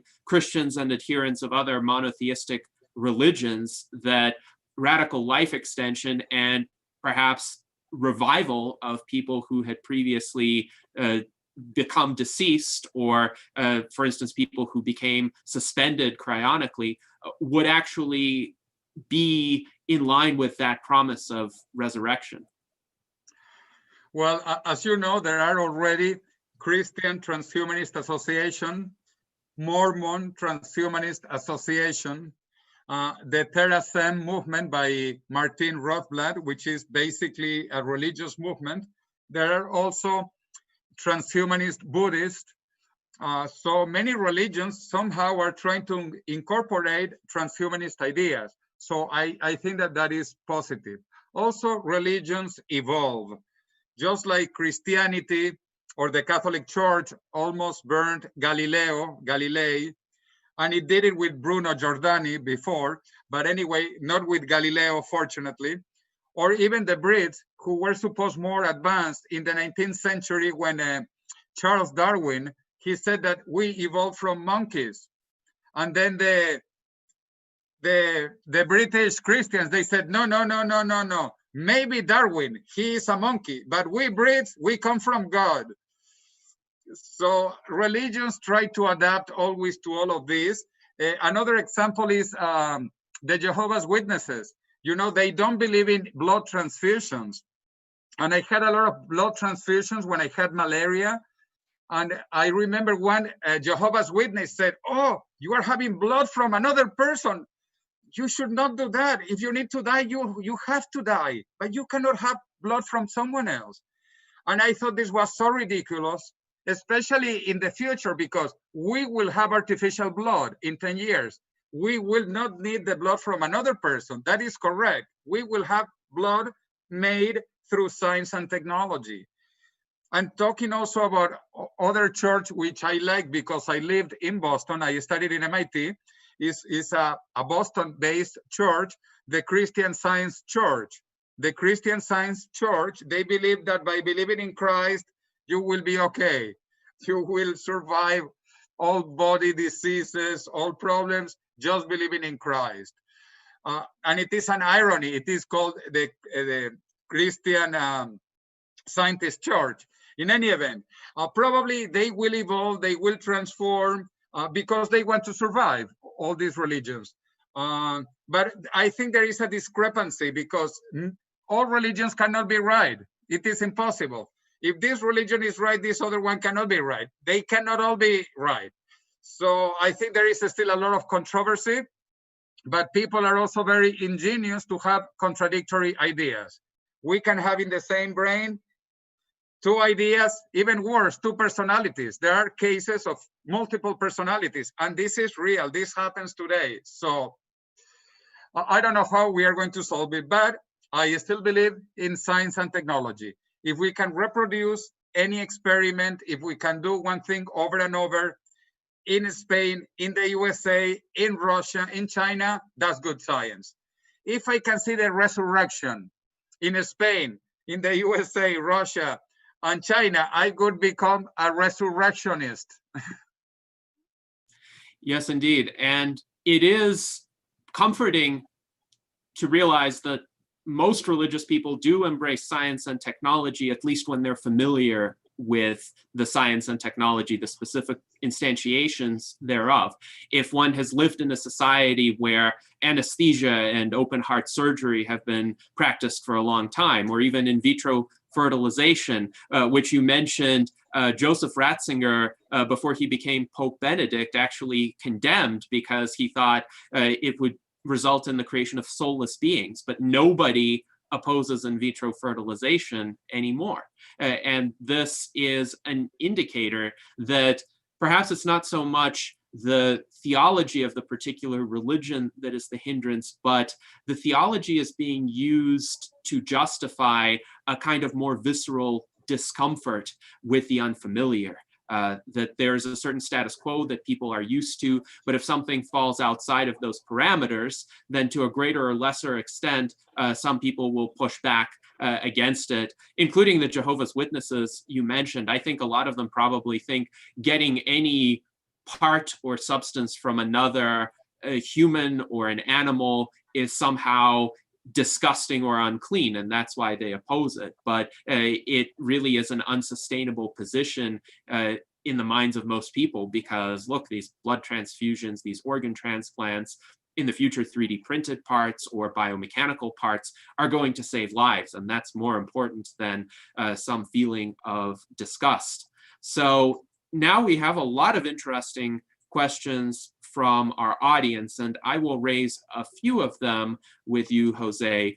Zach Richardson asks, how would you pick which technologies would receive funding? He points out in the United States, there was a company called Solyndra in California that received much government funding and failed horribly. Who could be impartial in making these kinds of decisions, or what process could be impartial in essentially not channeling resources to enterprises that are wasteful or deleterious, but channeling resources to enterprises that are going to push human progress forward? Well, Zach, hello, and very good question. Actually, I remember Solyndra very, very well because I was working in California. I was at Singularity University at that time, and it was a big case because they got a lot of money. And so did Elon Musk. Elon Musk, with his companies, Tesla Motors and others, he also got a lot of money from the government. And SpaceX gets most of its money from NASA. So how can you decide? Well, I believe in markets. I think markets are the best way and the most efficient way to allocate resources. So we need to have competition between companies, between ideas, and the best ones will win, and the bad ones will go bankrupt eventually. So if there is public money, this is a different issue. Probably there shouldn't be too much public money, but if there is public money available, it should be given to those companies that seem more promising, okay? Otherwise, again, public funds should be enough for many of these initiatives, at least at some point in their development. I understand at the beginning, like for longevity, we might need not only public funding, but public regulations. I think this is very important. For example, if the FDA declared aging as a disease, there will be lots of money into aging, lots of money. So it's not only putting the money, but it's also putting the right regulations. And internet advanced so much in the USA at the beginning because there were very good and open regulations. This is important also for internet development and for longevity. We need to have better regulation for longevity treatments. So anyway, then markets, free markets, they are the best way to allocate resources. So I believe in them. And there are some bad apples. This always happens. Bad oranges, it's unstoppable. In fact, that is the capitalist system. In the free market system, if you prefer to call it, you have competition of ideas, and the best or the better ones win. Yes, and this is a good point, Jose, because in the free market, some of the competitors will fail as well. And if they fail because there are better options because consumers do not believe that what a particular enterprise offers meets their interests, then that is part of the market process. I think a lot of people were upset about Solyndra because Solyndra received extensive taxpayer support and yet failed nonetheless. Now, with a related question, Walter Crompton asks, how can it be assured that the most impactful transhumanist advances are broadly available? And to him, it seems likely that these technologies will first be given to elites and security forces with high potential for abuse. And if I understand him correctly, his question goes beyond the conventional, oh, won't these technologies only be available to the rich? Because we have an answer to that with regard to how technology progresses and goes through stages. But I think he's more concerned about power elites. For instance, people who are connected politically or who might be using these technologies to essentially weaponize them or to control the population. For instance, cybersecurity technologies, they could be used to maintain and improve individual privacy, but they could also be used by a country like Belarus, whose government has been shutting off the citizens' access to the internet to prevent them from coordinating their peaceful protests. So what can transhumanists do, and what sorts of mechanisms or processes can we count on to prevent these kinds of abuses and to ensure that technologies primarily serve to benefit the broader human population rather than a small group of people who might try to control the human population? Hello, Walter, and good question as well. It's good to see friends asking questions. And well, this is a very complicated issue, and you know there are not white or black answers. It is kind of mixed and complicated, but I think that you cannot keep a secret of all these technologies. I mean, when they are invented, when they are discovered, this will spread almost unstoppable. Once we know that we can rejuvenate humans, you know, the following day, everybody will know it. It is impossible to keep it a secret, impossible. So if it is the Chinese who develop it, or the Americans, or the British, or the Russians, you know, the secret will last maybe for a few hours, if that long. So I think the democratization is going to happen in two ways. First, because people will want to share these technologies, like the COVID-19 vaccine. Many organizations, and Bill Gates, one of the wealthiest persons in the world that could have all the privileges, and who decided to give all his money to improve the world condition. Actually, I truly admire Bill Gates because he's doing more for the world than the United Nations has done. Incredible what Bill Gates is doing. And not only him, because they have this pledge to give most of their fortune with all the billionaires of the world.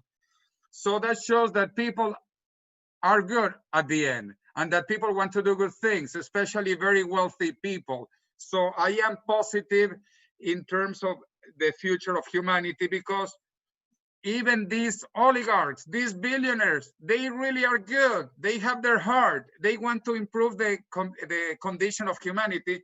And even if that is not enough, as I said, there will be no secrets. There will be no secrets. It is impossible to stop the cure for aging for more than a few hours.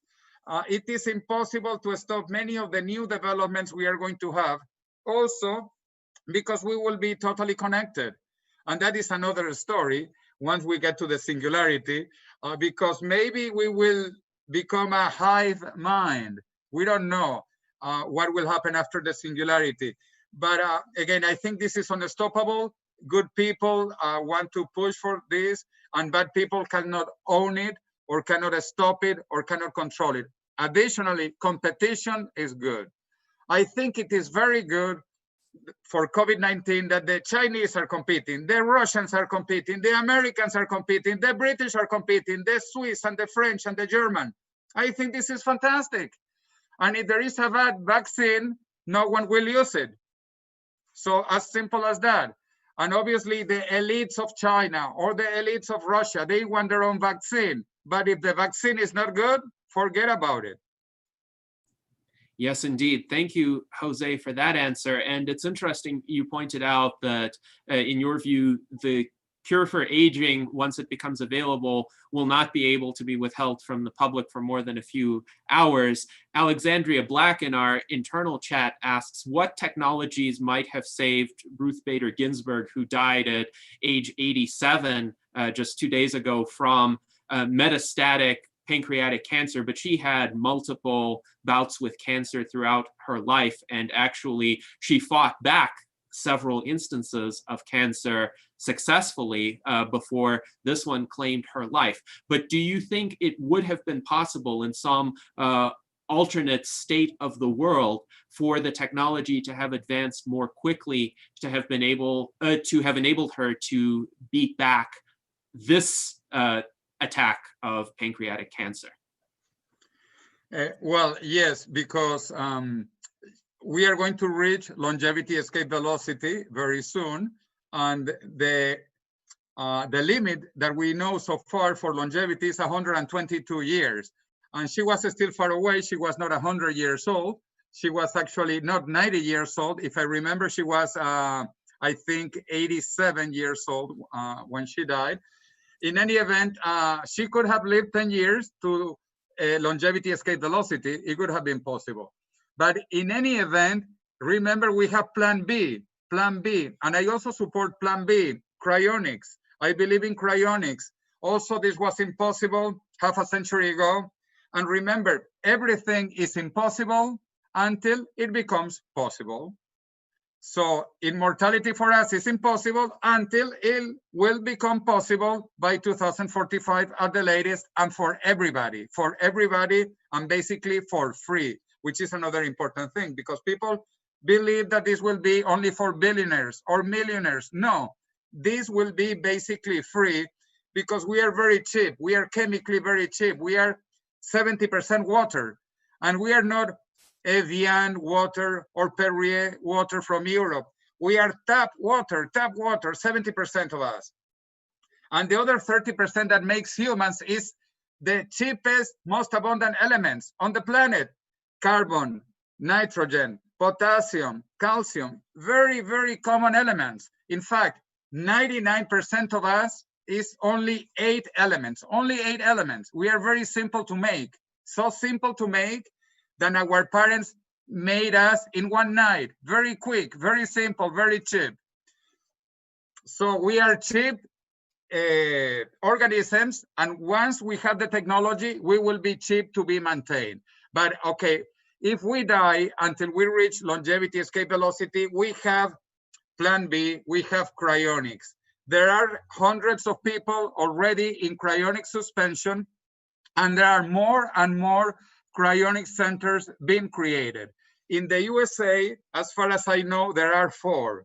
The 2 big ones, which is Alcor in Scottsdale, Arizona, and Cryonics Institute in Detroit, Michigan, and 2 small ones, Osiris Back to Life in Miami, and Oregon Cryonics in Oregon, in Portland, Oregon. But now there are also centers being created in Australia, in Switzerland, besides the other major one outside Moscow in Russia. And there are tiny, tiny centers in Argentina and in Germany. So this is just beginning, and I think it will continue because, as I said before, it is never a good time to die, but especially not now, because we are so close to reach physical immortality, biological rejuvenation, that we should not die. To me, it's the most incredible time in human history, in the human future. So please don't die, but if you die, go to Alcor Cryonics Institute or another suspension center. Yes, indeed. It is important for all of us to endeavor to remain alive for as long as possible, using every rational means at our disposal, especially now when the possibilities are so great. And also in the chat, John H. points out, all we need is a few good men and women who are filthy rich in terms of funding a lot of the research and technological advancement that we need to get to longevity, escape velocity. And you mentioned Bill Gates and all of the good humanitarian efforts that he has undertaken in terms of working to defeat malaria or develop vaccines for COVID-19. Unfortunately, he did make comments in various social media forums a few years ago, essentially saying that he considers life extension to be too selfish and egotistical when there are, in his mind, more pressing public health problems to resolve. And that may be the obstacle here, because if someone like Bill Gates or Warren Buffett or Mark Zuckerberg, who's more sympathetic, were to put substantial amounts of resources, a few $1 billion would certainly go a long way, into research initiatives that we know will bear fruit, then the entire picture would change. And the public would see very quickly that these are worthwhile endeavors to pursue. So what do you think would be needed to persuade someone like Bill Gates or Warren Buffett, who are inclined toward humanitarian activities, but don't yet see the merit of the pursuit of radical life extension? Well, I think they are using that as an excuse because up until now, everybody died and there was no escape from death. Forget about death. We have other pressing issues to cover.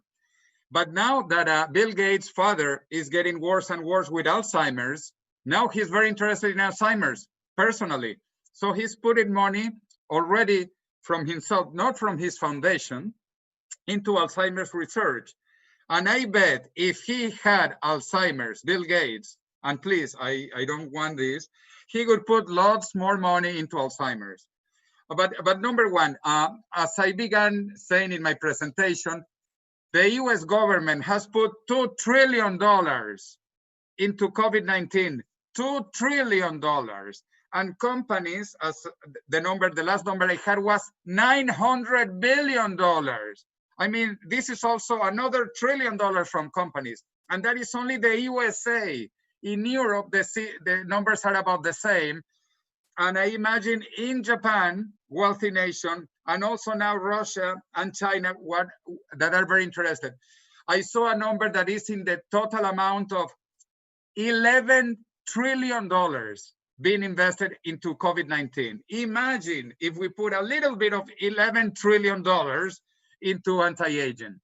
But for that, one thing which is important, as I said, very, very important, is to declare aging as a disease. This is fundamental because until aging is not declared a disease, companies cannot really do research and go through the FDA because it is normal.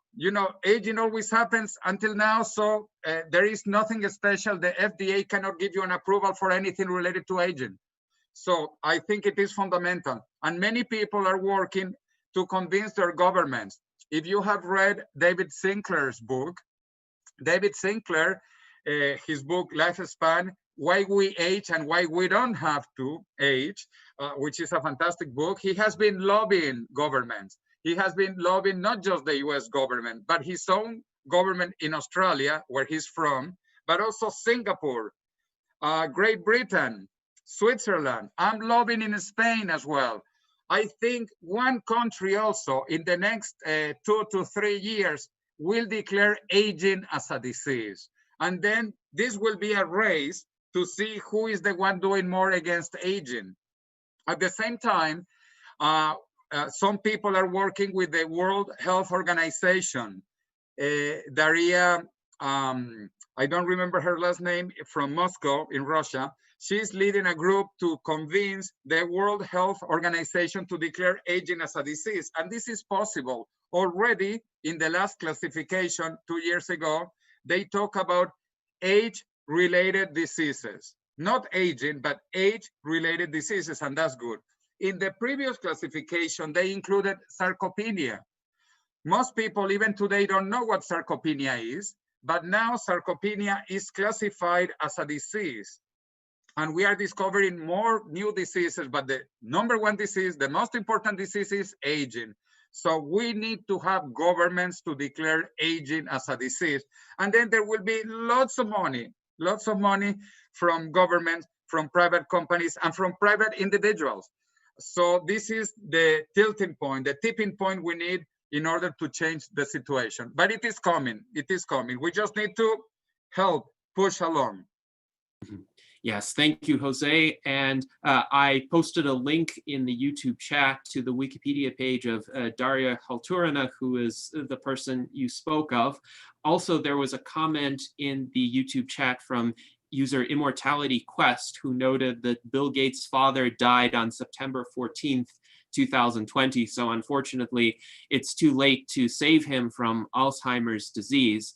And I don't know what Bill Gates' reaction is to this obviously very tragic situation, whether that will lead him to change his mind about overcoming aging and death, or whether he will just see this as natural but inevitable, because really a lot of people do experience the deaths of their friends, their relatives, and unfortunately that doesn't seem to shift that mindset. But if they see a success, if they see a glimmer of hope, then perhaps that could have the opposite effect. And Walter Crompton makes an observation. He believes part of the problem is that certain unnamed billionaires who love the quote free market realize that there's not much profit in longevity. Do you agree with that assertion? Aubrey de Grey has said, for instance, that a lot of businesses want near-term profits. They're driven by quarterly earnings or annual earnings goals. And a lot of the universities, the publicly funded institutions, they focus on very basic theoretical research, but there's this intermediate level of research, the translational research, that is severely underfunded. And that is what philanthropic organizations like the SENS Research Foundation try to supply more of.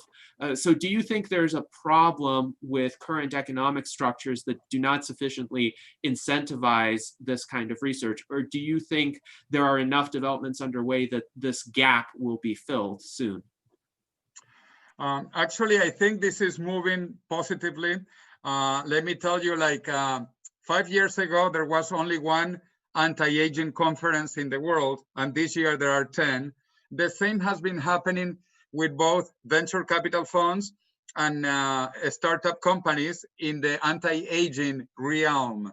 I showed one slide in the presentation that there is an ecosystem related to anti-aging, which is worth now billions and billions of dollars, and soon it will be trillions of dollars. In fact, this will be the biggest industry in the planet in 10 years, I believe. Just like now, the biggest companies are the information technology companies like Apple, Google, Amazon, Microsoft, Facebook. 20 years ago, they were the petroleum companies, if you remember. It was Exxon, Shell, British Petroleum, Chevron, Texaco, etc. In 20 years, the biggest companies in the world will be biomedical companies, anti-aging companies. So this is growing exponentially, and there is a lot of private capital also going. It would go faster if aging were declared a disease, but I think it is moving in the right direction. So I have seen it myself. Again, 5 years ago, this was new. There was nothing out there. Now there are many companies. The SENS Research Foundation itself has spun off many startups. This did not happen 5 years ago. This is all happening now because there are more scientists, more researchers, more venture capitalists, more entrepreneurs going into this area, and many like Jim Mellon, who is a very famous billionaire from Great Britain. He also has an investment fund called Juvenescence. Juvenescence, they say the same. They say that in 10 years, anti-aging will be the #1 industry in the world. It will be trillions and trillions of dollars. So you must be prepared for that. Also, that is why Amazon, Google, Facebook, IBM are moving into medicine and biotechnology. This is not just by chance that Apple and Amazon are going into medicine. This is not by chance. This is because there is a lot of money. So there will be money to be made in these companies, but something more beautiful. As I mentioned, we are moving into an economy of abundance. Up until now, it was scarcity. We are moving into abundance. So there will be lots of money to be made, but the world will be so much prosperous, so much richer than it is today, that for the average person, in a way, it will be irrelevant, because everybody will have their basic needs covered in this economics of abundance. Excellent. And I appreciate this encouraging outlook from you, Jose. And Walter Crompton in the chat writes, I agree with Jose. He writes, things are getting better for geroscience, but it has been tragically delayed by short-term thinking. So I think largely it is still a human problem to get more companies on board with investing into the longevity technologies and longevity research. But as you pointed out, it is happening to a decent extent already, particularly through the efforts of investors such as Jim Mellon. I attended virtually the Aging Research and Drug Development Conference a few weeks ago, which was offered for free. And it was quite interesting to hear the panel of investors there, which included Jim Mellon, who gave very encouraging remarks as well on the outlook for the biotechnology and longevity sectors. So now we have a question from Osinakachi Akuma Kalu. Welcome, Osinakachi. He asks, between the means of technological life extension, biological life extension, and biotech life extension, which can make longevity easier, more economical, and morally viable? I think he's referring to multiple pathways of progress that are conceivable. One is the purely biological means through advances in healthcare. Another would be through technological augmentations, think of artificial hearts, artificial lungs. But a third one would be some sort of integration of the two, where people could live longer through biomechanical components. Which do you think is likely to come sooner? And also, in regard to his auxiliary questions, which would be more economically viable, which would be more accepted by the general population with fewer ethical concerns raised by people? Okay, I am a real transhumanist and a real singularitarian. So I believe we will reach a singularitarian at a point when our intelligence will grow exponentially and it will be connected to the network, to the internet. And we will have no limit to memory, no limit to processing speed, no limit to communication capabilities. Because what we are doing now, talking is a very primitive way of communication. It's horribly slow, and it is one word by one word by one word horrible. All that I have in my brain, I could transfer to your brain in the future through telepathy or through neural link. So we are moving into a totally different world very soon. But going back to the question, I do believe we will reach biological immortality by 2045, biologically. But additionally, we will have computational immortality. And I talked about technological convergence with nano and biotechnology being the hardware and info and cogno being the software. I am more of the type of people who believe on the software computational immortality, because our biological bodies are not the best. They were good enough for us to make it up to this point, but I don't think they are the future. They are long-term, especially if we plan to travel to other planets, or if we want to fly. You know, it's I don't have wings yet, so I cannot fly, or I cannot do many things that I might want to do in the future if I had the possibility. Ray Kurzweil, in his book, The Singularity is Near, it has a subtitle. The subtitle says, "When Humans Transcend Biology." So I think we are going to transcend biology. Most people, if they can be more than biology has offered us, if we can have incredible vision. We can have the vision of an eagle in infrared, and we can sleep only 1 hour a night. Actually, why sleep? Forget about sleeping. If we can swim for hours, if we can fly for days, if we can fly on our own bodies to the moon and back, some people will want that. And I know I would want that. I think it would be fun. I think it would be fantastic. It would be incredible to have all the knowledge in your head connected to the cloud with unlimited memory, with unlimited speed, with unlimited transmission capabilities. So I think we will have biological immortal, but that's not the end. That's not enough. We will want more. We will want to transcend biological immortality. We will want to be computationally immortal. We will want to be Martians, immortally in Mars, in planet Mars. And I like to say the first Martians will be humans. We will be the first Martians. And then we will be transhumans and transmartians. So it is incredible. I don't know what is going to happen, but it is going to be really fascinating. So get ready for a long ride. Yes, indeed, a long and fascinating ride. Thank you very much, Jose. And your prospect that you raised of being able to operate only on 1 hour of sleep is one that I would embrace wholeheartedly. It is so unfortunate that we humans have this limitation to our time that prevents us from experiencing more of the world and accomplishing more in our lives. So unfortunately, I understand that it is past midnight in Spain, and therefore sleep can become a constraint here. So I would like to begin to bring this discussion to a close by going through the remaining panel of US Transhumanist Party officers. Unfortunately, Liz's internet connection failed her. This is another technological suboptimality that we have to deal with these days, but we will get comments from those who are still with us in the salon. So Charlie, why don't we begin with you?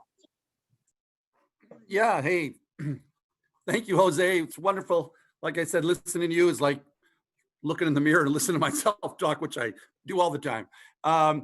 Yeah, you know, I can't wait. Come on, I am more handsome. I am more handsome. You know what? That's very offensive to talk about a politician's appearance, Jose. It's very sexist, and the PC police will be after you. You know, by the way, La Muerte de la Muerte, which is a wonderful book. I am waiting for the English version. I've been waiting for years. Let's exponentially. 2 years. Yeah, I want the English version. As you recall, I made a music video dedicated to that book. Remember the Death of Death, which I showed at your conference in 2018. That was an homage to your book.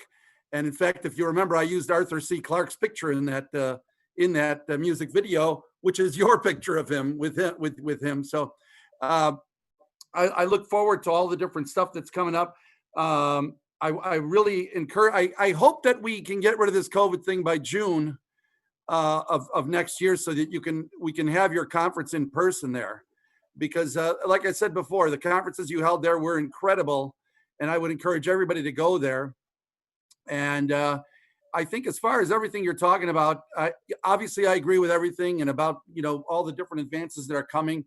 I do think there's going to be a tipping point when you're going to see, you know, some major advance on keeping a dog alive, or reversing his aging, or something to that effect, and then everybody's going to jump on the ship.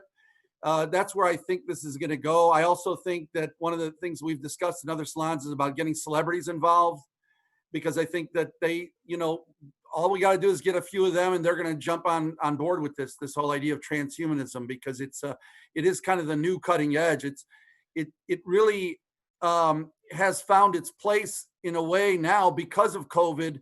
If you see what happened in the recent presidential speech, or when he goes in front of the when Trump goes in front of the press and he talks about COVID, the press tends to be more interested in the scientists next to him than they are about his comments.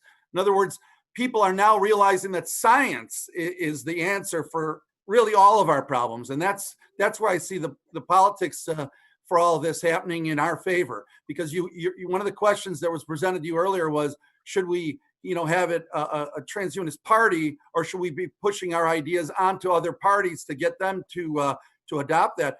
Well, my answer is everything. We want to go forward with the USTP, we should have parties in every country if we can, as well as getting them to adopt the ideas that we have. We want to make them all, this isn't about egos or anything else. This is about us just moving the ideas into the mainstream so that we can all live and that we don't die, because it really is the main objective is to not die. That's it. It's not about who wins or loses. It's about making everybody enlightened about the idea of why this is an existential situation. We talk about COVID, where in the United States, 200,000 people have now died, and yet that's it's 150,000 people die every day in the world from aging.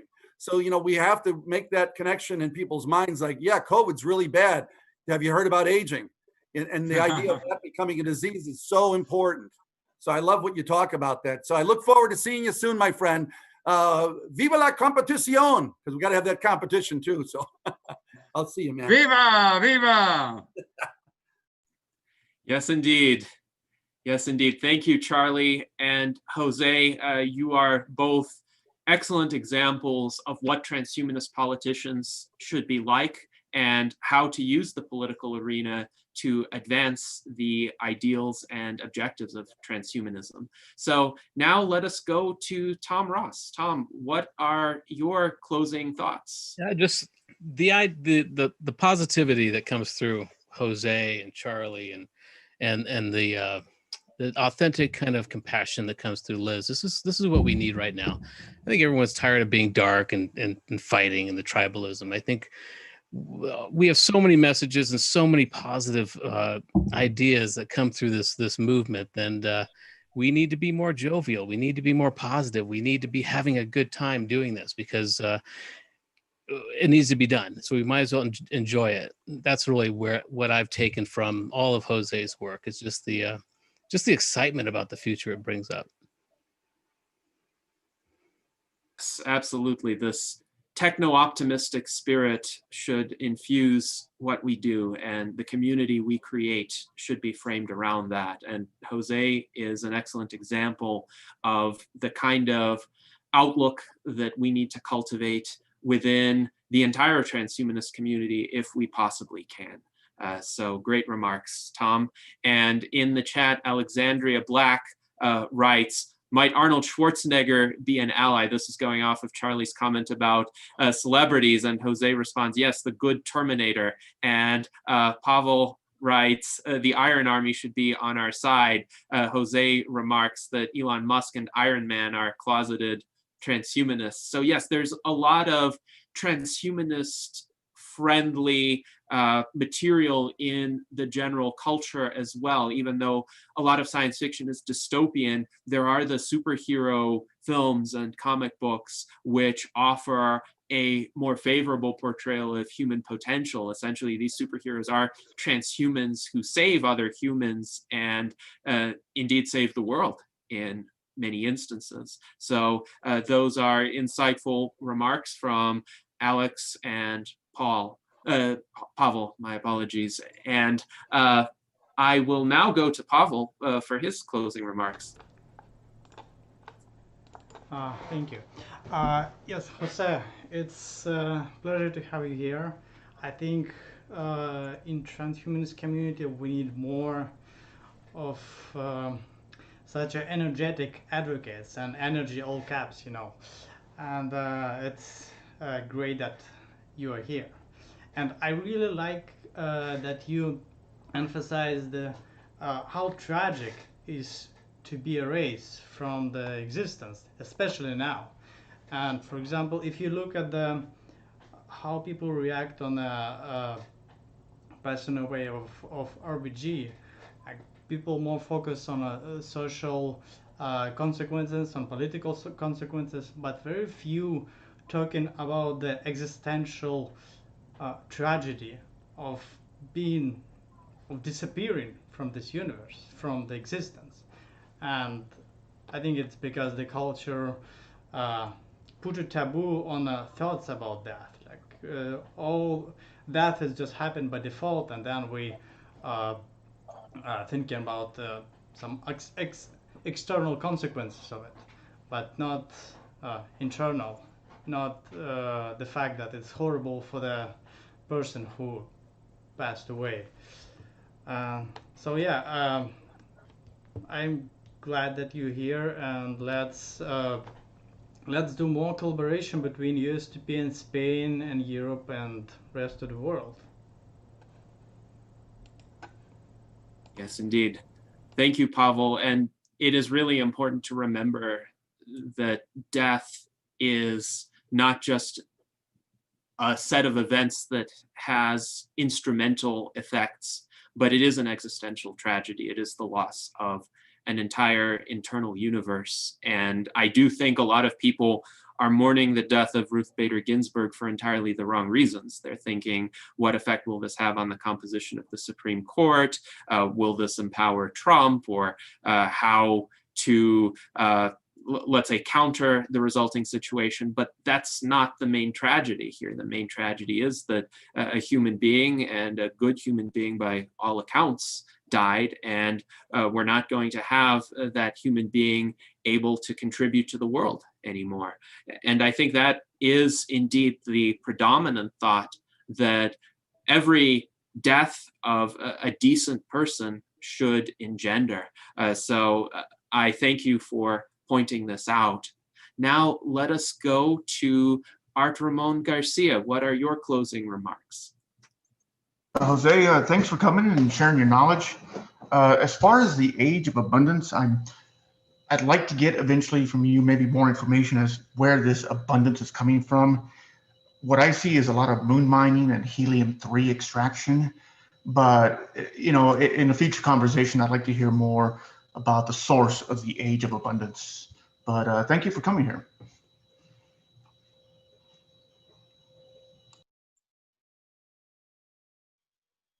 Yes, so Art Ramon, you raised a good set of questions regarding the trajectory that humankind will take to reach the age of sustainable superabundance, what kinds of resources are going to be needed in order to greatly accelerate production. Where are we going to get those resources? I would say it would be a combination of resources obtained from space and better utilization of the resources we have on Earth. One interesting fact that a lot of people don't recognize is oil used to be considered a nuisance and a pollutant without any beneficial consequences up until the mid-19th century. Farmers would indeed pay people like John D. Rockefeller to take oil off of their properties until John D. Rockefeller and his counterparts in the early oil industry showed the possibility of using it initially for heating, and then later on, of course, it was used as gasoline. But there could be many other untapped resources in the world. Jose speaks of an irregularity, which he mentioned in his presentation. Perhaps, Jose, you could offer a few more remarks about that and how it would contribute to a future of sustainable superabundance. Yeah, just quickly. When I was a professor at Singularity University, I talked about the transformation from fossil fuels to renewable fuels, mainly solar energy, wind energy, and geothermal energy, because California, because of the San Andreas Fault, has a lot of geothermal energy. And that is more than enough energy that California and the USA need, for example. And all these energies, wind, solar, and geothermal, are basically clean, and they are immortal, they are eternal. They don't require fuel. The fuel is always there available, the sun, the wind, and the heat of the earth, the geothermal energy. So this is the idea, and this also will happen in 10 years. We are moving very quickly with electric cars. self-driving cars. So the whole transportation sector will be transformed in the next 10 years. But that is a different area that will keep on moving us forward into this age of abundance. And Art Ramon, again, remember 2 centuries ago, the average income of one person was $1,000 per year, $1,000 per year. Not even poor people today have that amount of money, that little. And this is only increasing, and remember, exponentially. This is the hope. Ray Kurzweil, on his new book, he talks about that. I already read the manuscript. The singularity is nearer. So get it out when it comes out in the next few months. Excellent. Thank you, Jose. And indeed, there are many pathways toward clean, renewable, sustainable energy that technological progress can facilitate in the coming years and decades. And this is one way in which transhumanism is absolutely essential in order to help us overcome this climate change crisis that the world is facing right now. So now let us go to David Shoemaker for his closing comments. Yes, I want to echo as well. Thank you, Jose, for coming and talking with us. It's always good to see and hear you. What I wanted to bring up was the idea that I'm looking forward to another exponential coming. And I think that exponential is the emotional change or emotional investment or happiness. And I'd like to look at that on a logarithmic scale as well. And I don't think that's unfounded, because some of the things we talked about today, like treatment of either longevity or cryonics, for that matter, in pets, for example. If we had a pet that was resurrected, if we have my dog, who I love so much, and like many other dog owners, 12 years isn't enough time. If we were to significantly extend that life, that really goes to the heart of everyone. And then the opening of the heart allows me to change. I try to look back and think at, what are the big changes that I've made in my life? And they've all been around emotional issues that I later justify with great discussion. And great discussion probably had something to do with helping me make that change, but it was the overwhelming emotion. So I really look towards the kind of energy that you bring, that Tom had talked about, that's so infectious, because raising that energy level allows us to actually believe some of the things that we hear people saying. I could read a great book and come away with a lot of facts, but when I listen to Jose, not only do I hear his words, but I hear his enthusiasm, and I go out stronger, much more of an advocate for what's going on. So every week we have a wonderful enlightenment session, and a wonderful enlightenment salon. But this emotional level that you've raised it to this week has been fantastic. So thank you so much. Yes. Thank you, David, for those remarks. I think you echoed all of our thoughts here regarding the impact of Jose's presence and the ideas and the enthusiasm that he brings. And now, as is our custom, we will let our guest have the last word. So Jose, we have now spoken for 2 hours and 35 minutes. How would you like to bring this conversation to a close? Well, first of all, thank you for the opportunity. And it is a pleasure to see many friends, old friends and newer friends. And I am so happy that you are also optimistic about what we are going to see, because we are not just writing history now, we are writing the future in between the last mortal generation and the first immortal generation. Because in the next 20 years, in the next 2 decades, we are going to see more technological changes than in the last 2 millennia, than in the last 2,000 years. This is truly incredibly exponential, exponential, exponential. So this is the best time to be alive. Stay alive, hang on. It doesn't matter if you age, because the objective is rejuvenation, so to become younger again. And this is possible, as I mentioned many times, Nobel Prize in Medicine 2012. So beautiful time. And I always like to say, this is like love. You have to tell to your love partner, your friends, your family, that you love them more than yesterday, but less than tomorrow. So David, that's part of your spiritual enlightenment. We are also getting better. We are getting more humane. As I said, technology makes us more human and more humane. And we are going to be incredibly more human and humane in the next few decades. So let's get into the future, because we come from the future. Yes, indeed. Thank you very much, Jose. It's been an honor to have you here at our virtual Enlightenment Salon.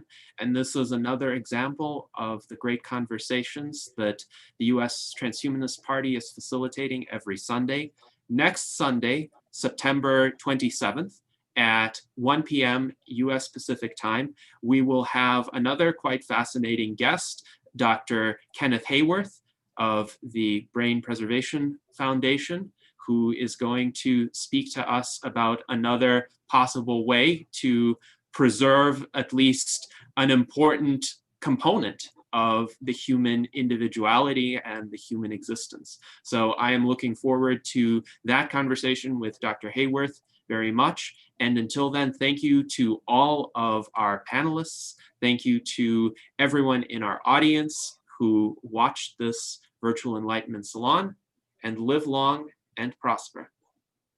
Live long and prosper.